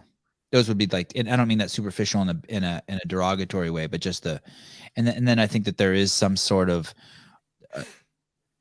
I think like what I don't know what it is, but there is some sort of biology. Like we know, like when you're around Nick Rodriguez, you know he's the fucking alpha. Like you're not like, oh, I wonder who should. Is it like it's like physical dominance though? Then a lot of it, right? I would think into the biology of it that would get to it, but I don't think physical dominance is. I think there's a strong correlate, but I don't think that's what society, it is. I don't think physical dominance is all of it. Mm. You know. Oh, you mean like how like people like Bill Gates might be an alpha, but there's nothing fucking biological about it. We remember that scene in Batman when didn't I talk about this? When Bane is like, that guy's like, I could pay you, and Bane is like choking him, and he's like, you think money gives you power? You know, like. I don't know. Yeah, status then, right? Like status, whether it's physical, psychological, or money or power, whatever. Yeah, I'm not talking about that. I'm talking about like what's the name of the book where all the kids are trapped on the island that you had to read in high school? Lord of the Flies. Yeah, Lord of the Flies. Yeah, Lord of the Flies. I'm talking that shit. I'm talking like you're in the 8th grade and you and your 10 buddies are hanging out on the playground. Like you're starting to become aware who the alpha is. Were there alphas for like boys in school? Like the most popular kid in school? Was that an alpha? Yeah. Not anymore. Now it's like they'll elect someone because they feel sorry for him. They picked a kid with Down syndrome who hasn't had a date. But yes, in general, back in the day, yes. I didn't say retarded. I said Down syndrome. What are you laughing at? Yeah. Now it's all fucked up. Sevan Alpha, remember you're talking about the cool person in the room. Remember you talking about. Oh, yeah. The cool person in the room. Yeah. Basically, yeah. It's too much. It's too much. But that's a good. I like that, Colin. Thank you. I think that's a compliment. Okay. I did a diatribe one time, monologue on if you're not the coolest person in the room, make sure you let the coolest person in the room shine, because you look like a fucking idiot by not letting the coolest person in the room shine. Okay. I like that. I like that. If you don't fucking talk, James, I'm gonna start playing jiu-jitsu videos of my kids. No, I thought that was really nice. I was just looking about reading about wolves and dominance hierarchy.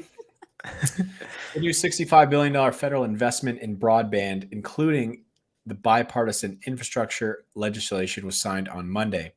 Many rural areas across the country lack access to high-speed, affordable internet. Oh my god! Oh. It's like I forgot this was a live call-in show. I was praying that it wasn't a live call-in show anymore. I don't mean that. Good evening, Jeffrey. What's up, Sevan? How are you? Oh, you sound younger than I imagined. Just thought I'd give you a call in. It's very kind of you. We'd So forgot. I've been watching your show, and it's awesome. Thank you. We put a lot of effort, work, and pride into it. At least most of us. And the the funny thing is, you know, a lot of what y'all been talking about is evolutionary biology. Okay. And so, Sounds like you're you know, saying talking I'm right. about Are you an evolutionary biologist, the one Jeffrey? thing you're right about is wearing that pay him shirt. Are you an evolutionary biologist, Jeffrey? Hobart was asking. I am not an evolutionary biologist. I am a biology teacher. Okay. Cool. And a lot of what you're talking about is, you know, goes back to natural selection. You know, why is it that things breed with what they breed with? Why do organisms want to perpetuate themselves? You know, an interesting thing about bonobos is that, and this is fact, is that whenever they meet another bonobo, they actually have a little hunt session for about 3 seconds to say, "Hey, how are you?" It's a bonobo. Oh, is that the Well, correct, you just correct talked about them a while ago. pronunciation Oh. of bonobo? I'm sorry. Bonobos, yeah. I've always Okay, I might have I'm messed that up. in Texas, so my interpretation of the word might be a little bit different, but you know, it is what it is, and the thing is that that's how they meet and greet one another. Even two males or just the women? From what I understand, it's the male and the female, or the male and the male. They just go up and they do a little hump, and they're like, "Hey, how are you?" Like it's like dry humping. I can't wait to see you again, Sevan, face to face. Essentially, yeah. Essentially, what Jason say? Who's Jason? Oh. What Hobart say?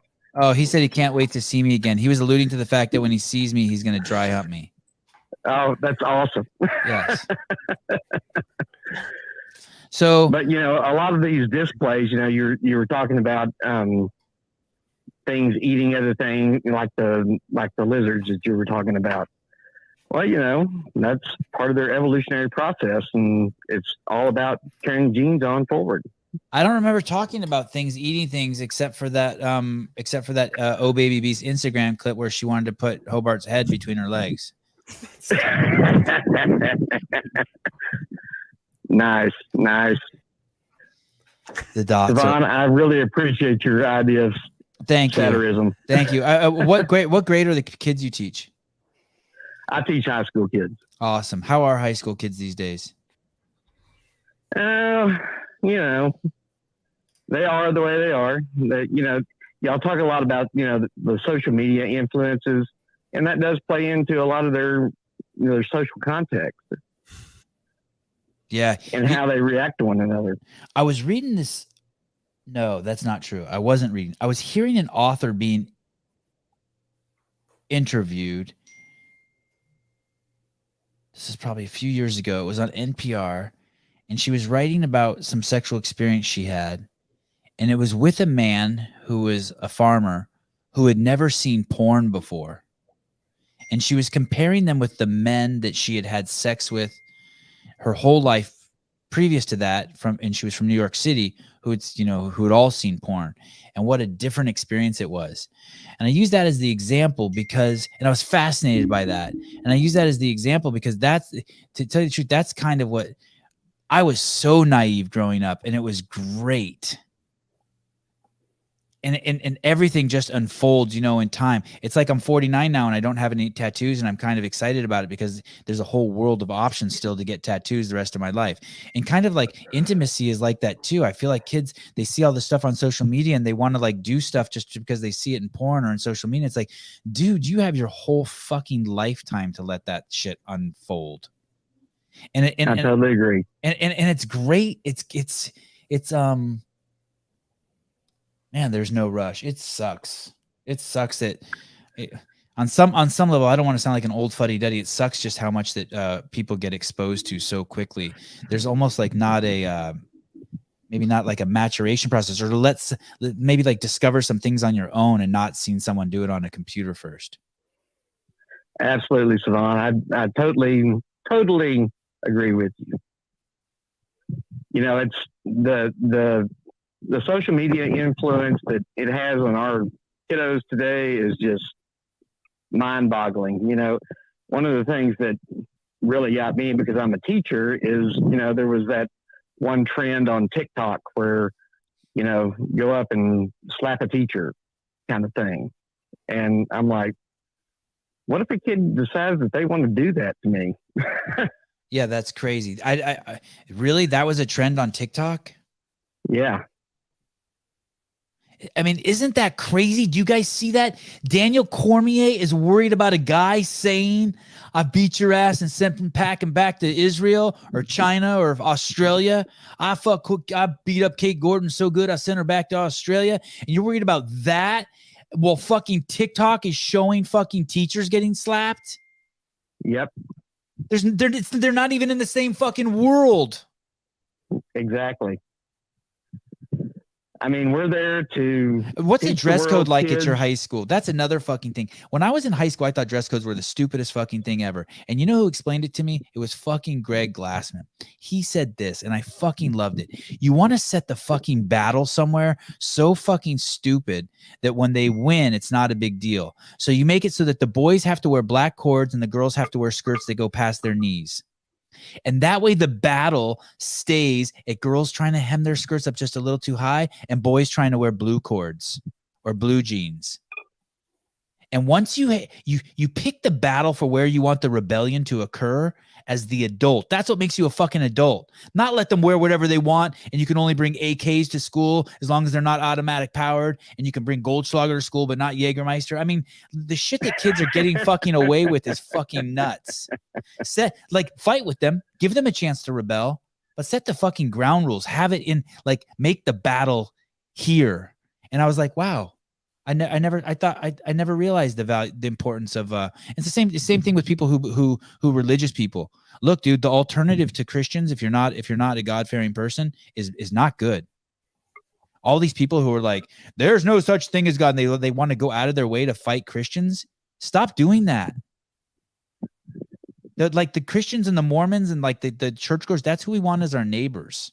For the most part. Then don't start getting all like nitpicky on me. Well, the Mormons have the highest molestation rate, blah blah blah. I'm talking big picture here.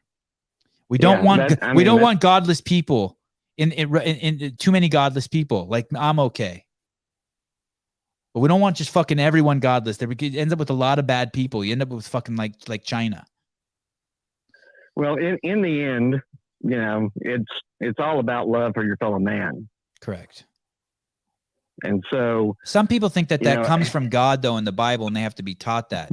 Like me, I see a fish get caught and I start crying. I don't know why it's like that. Sevan, I am a religious man, but the thing that I do realize is that the Bible was written by men. And so many of the things that are in there are not necessarily conducive to equitable relationships between men, women, and others. But I'm also a Native American. Mm. And so I have a holding to the land and to the world itself. I would listen to any audiobook you read. Well, I'll IG you on them. I'll DM some of the things I've looked at. If you want to know where I spend 5 hours in my IG, I bet you 10 minutes of my IG every day on average are with this dude. Fucking regret building relationships on IG. Fucking throw my phone away. No, I love my phone. Never mind. Well, Sevan, we've spent some time talking. We've had some arguments from time to time, but yes, sir. But the thing is that there's a lot of things that we do agree on. There's a lot of things we might not necessarily agree on. And I think it's more because you are a satirist and you put things out there, you put comments out there that, you know, make people think. And I applaud you for that. Thank you, sir. I'm gonna clip that and show my mom. Anyway, if you were here, Jeffrey, I would give you a dry hump or something. You bet, brother. All right. Hey, keep up the Good Dudes coffee and lay low on the JB stuff. Yes, he's my bud. He's a good dude. All right, Jeffrey, thanks for calling. All right, y'all take it easy tonight. All right, bye. That guy fucking alphaed me. He was making me feel like he was my daddy. That was alpha shit. He alphaed me. Seriously? Yeah, I fucking was just, he's cooler than I am. I could just tell he's all tempered and shit. You got to get tough, man. You got to stick your spider peacock feather up and wave it Nah, I around. started liking him. I started liking him too much. Yeah, if that's what he won me over. I started thinking like he was smart and strong and sweet, and I'd like him. All right, let's end. I'm going to do one more story. Okay. Let's go to the Reddit Thanksgiving. Who gives a shit about internet infrastructure? Oh, I in can't rural parts of the stand United States Reddit. of America. Like Reddit, like the website. Oh yeah, I love Reddit. Oh, James, here we go. You're fine, man. It's okay. There's stuff on there you would like. You're gonna learn about so much crypto on Reddit, Sevan. Yep. I will never go to Reddit. I will learn a thing or never two go about to crypto. Reddit. A Reddit Thanksgiving. Internet backs Redditor who refuses to host Thanksgiving for fiance's 20-plus family members. The Am I the A-hole forum on Wednesday under the username Final Blackberry. The Redditor explained that for the past 4 years, she single-handedly cooked Thanksgiving dinner for her fiance's family. There's a lot of logistics behind cooking for a large crowd. I start prepping the night before, cook all morning and afternoon, and by the time everything is done, I'm too exhausted to enjoy the food I cooked and eat. Final Blackberry wrote, in a post that has racked up over 18,000 votes and more than 1,700 comments. This year, I told my partner that I have no intention of cooking, said Final Blackberry. If he wanted to host, he can cater. His reaction was, but that's our tradition. Can't you at least make some boxed stuffing or something? And everyone is planning on coming. According to the Farm Bureau, the average cost for a dinner for 10 people will be $53.31, up $6.41 from last year. As it turns out, Final Blackberry and her fiance split up. Just kidding. Are expected to save a lot this year. After Final Blackberry shared her story with Reddit, her beta fiance canceled Thanksgiving altogether because he didn't like that Final Blackberry was venting to strangers on the internet. Here's the deal. Yes. Here's the deal for these two. If what's going on here is that you're upset because your partner's venting to strangers on the internet, you have other issues going on in your relationship and whether or not she's going to cook Thanksgiving for you and your oversized family, pal. Get a grip. Happy Thanksgiving, tradition. Everybody. God. Hope you enjoyed the news. What country is that? Probably the United States of America. Where there's no Thanksgiving anywhere else but Thank you, CFK. Oh, man. Just you up. Dude, she just carried you across the room and banged your head on all the rafters. Hey, have you guys seen that story about that guy that got a accidental text in a group text saying Thanksgiving dinner would be ready, and then he responded back, and then he actually went to dinner with them, and they're like 4 years running strong. Have you guys heard that story? Oh shit, no. Yeah, let's see if I can pull it up. On a cynical note, don't try and add some nice kumbaya good feels to it. My apologies. We admire and respect Rich Froning, but James Hobart is one of the few CrossFit athletes that I've ever had a crush on. Thank you. I couldn't even look him in the eyes when I met him. I was just so disgusted. oh my goodness, am I turning red? Oh my goodness, am I Take it. Take the compliment, James. Take it. Very grateful. But Dave Castro's still daddy though. Poor Rich. Rich just got left behind.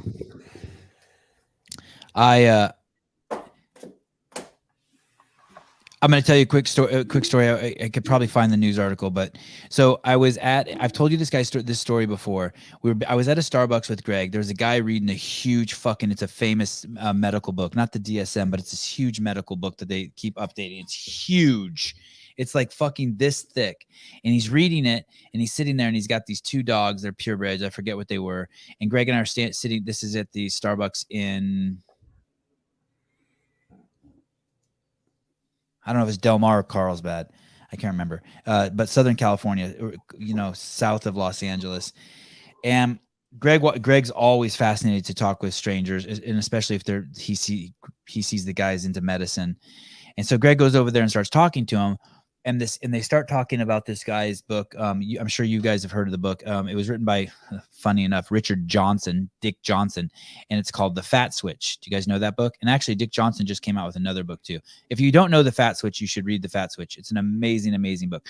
So they start talking about this book, and this guy starts explaining. Him and Greg start talking about insulin and the relationship that yeast plays and insulin. What's that called? Insulin resistance. So, and the fact that basically drinking beer gets your yeast out of whack and it expedites the insulin resistance, blah, blah, blah. And this wasn't directly sugar related, but anyway, so from that day on forward, Greg quit drinking beer. It was nuts. Like, I drank beer with him every single day for fucking 8 years. And all of a sudden he's like, I'm not drinking beer ever again. And he never did again. And I lived with him at the time, and he just stopped. I never saw him drink a beer again to this day. It was fucking nuts because of this one conversation I had with this guy. So this guy ends up becoming good friends with Greg, and he starts coming over to the house for dinner on a regular basis. And he just becomes one of the guys in Greg's circle that Greg knows. And he's this really smart guy. He was a doctor. This guy is in Denver, and he gets a text from his ex-girlfriend saying she's having a birthday party and he should come over. He goes over to the house, and she's like, what are you doing here? And he's like, you texted me and said you were having a party. And she's like, oh, I texted you on accident. But since you're here, you might as well just come over. You might as well come in. So he goes to the party. They hang out there at the party. They end up going to a diner. He gets into a verbal, and this guy was really feminine, which is really trippy about this whole thing to me. This guy was really feminine, beta as a motherfucker. And he got into, and this was the part I read in the newspaper. He got into an argument with the girl's current boyfriend, and he asked him to because he had the same name as someone else in her phone or something. Anyway, I wish I could remember this guy's name so we could look up the article. But basically, the current boyfriend goes, "Hey, come outside. I want to have a talk with you." And he walks outside, and he fucking the current boyfriend shoots him with a gun. And then shoots him again, and he goes through the plain glass window of the diner and dies. And it was all because he got invited to this fucking birthday party on accident. Maybe that was my wife who just texted me the guy's name. Or maybe not. Anyway, that's a pretty crazy story about being at the wrong place at the wrong time, right? Yeah, man, that was devastating. Okay. Really brought us to a new... Audrey just heard you say Greg and is about to come running to call in. Here's the feel-good one we could end on. That's the guy, and then that's the family that he's with. Oh, no way. Oh, that's awesome. Yep. So accidental text led to 6 years of Thanksgiving dinner for these happy families, and not a dead boyfriend in the diner window. Hey. So why doesn't that guy go with his family on Thanksgiving? I didn't actually speak with him, so I'm not the details of it. But get him on the podcast, please. I will. I'll hit him up and I'll see if he wants to go on. Actually, would you really want to have him on? That might be interesting. When is Thanksgiving for you guys? It's on Thursday. Hobart, you know what's weird is you don't look like a buff hunk dude right now. You look like a little man in a big room, like a Poindexter. You should wear some glasses. I think my wife's got her glasses in here. I can put them on. Beta. Not afraid of that. Beta energy. Yeah. They got together and did some donations for some people in need during this holiday season as well. Actually, I feel like I remember seeing this. It went super viral. It was like a selfie that he took with her or something. Here it is. I think this is the original one. So she had sent that text, and then he put, you guys can read it. Who is this? Your grandma? Grandma? Can I have a picture of who? So then he sent back this. You're not my grandma. I still gonna wait though. She said, yes, of course. Grandma's feeding everybody. There, and it's been going on for 6 years now. That's so cool. That's awesome. Dude, his girlfriend's hot. Hey, what were they giving to people in need? A PS5? Yeah, it looks like This a country is PlayStation. this country is so fucked. Don't up. ruin it, man. Okay, sorry. No. We're all going to live in a virtual reality metaverse owned by Sorry. Facebook in about 3 years. So just Not me. oh, you'll be there. We're You, already in the it DM right now. king. Oh man, you'll Here. be in your metaverse, touching DMs, swiping them around. You'll be sucked in. Don't say not me. Oh, hey, I saw Apple's coming out with glasses, and it's like that. See, It's like swiping around and shit. yeah, It's, Minority Report. it's coming. oh, gotta need a lot of dick jokes to bring back the mood. Nope. Let's land the plane. We're done. Mhm. Yeah, that's it. We're What? done. Tell me one article that we didn't read, one we didn't do. Just one. The dog phone. Okay, that's a good one we skipped. What's another one we skipped? I think that was it, actually. The fixing America's internet infrastructure. All right. Yeah. Dock the plane. Let's dock. Park, That was park actually the car. most. Park the car. That was the most. Park the car. Park the car. That was the most news stories we have ever worked through. Yeah, that was good.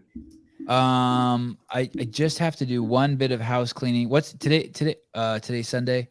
Yes. So tomorrow we have Rob Orlando in the morning at 7 a.m. Holy cow, that's 10 hours from now. How am I going to do that? And then we have at 7:15 p.m. we have Jorge Ventura. We're going to talk about Kenosha. He was on the ground there. And we're going to talk about Kyle Rittenhouse.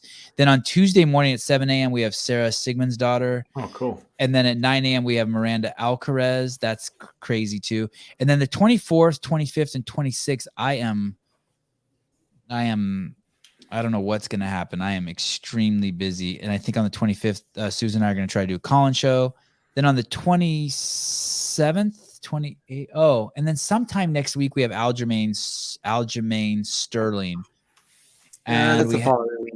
Yeah, that'll be after Thanksgiving. right. And then the following week, yep. And then we also have Brian Butler, who is the owner and mega agent from Sucker Punch. You guys don't want to miss those two shows, especially if you're UFC fans. Are we on for next week, Sunday? I'm traveling. I'm out next week. Are we doing it Tuesday? Or should we do it without you, Hobart? No, Tuesday is take Cassandra out to dinner for her 30th birthday. So where, Kate, can you do it next Sunday? Yeah. Hobart, are you going to be like feeling bad again if we do it without you? I'll probably try and listen to it. I didn't feel bad. I liked having Kate carry you guys around. That was alpha move. That's the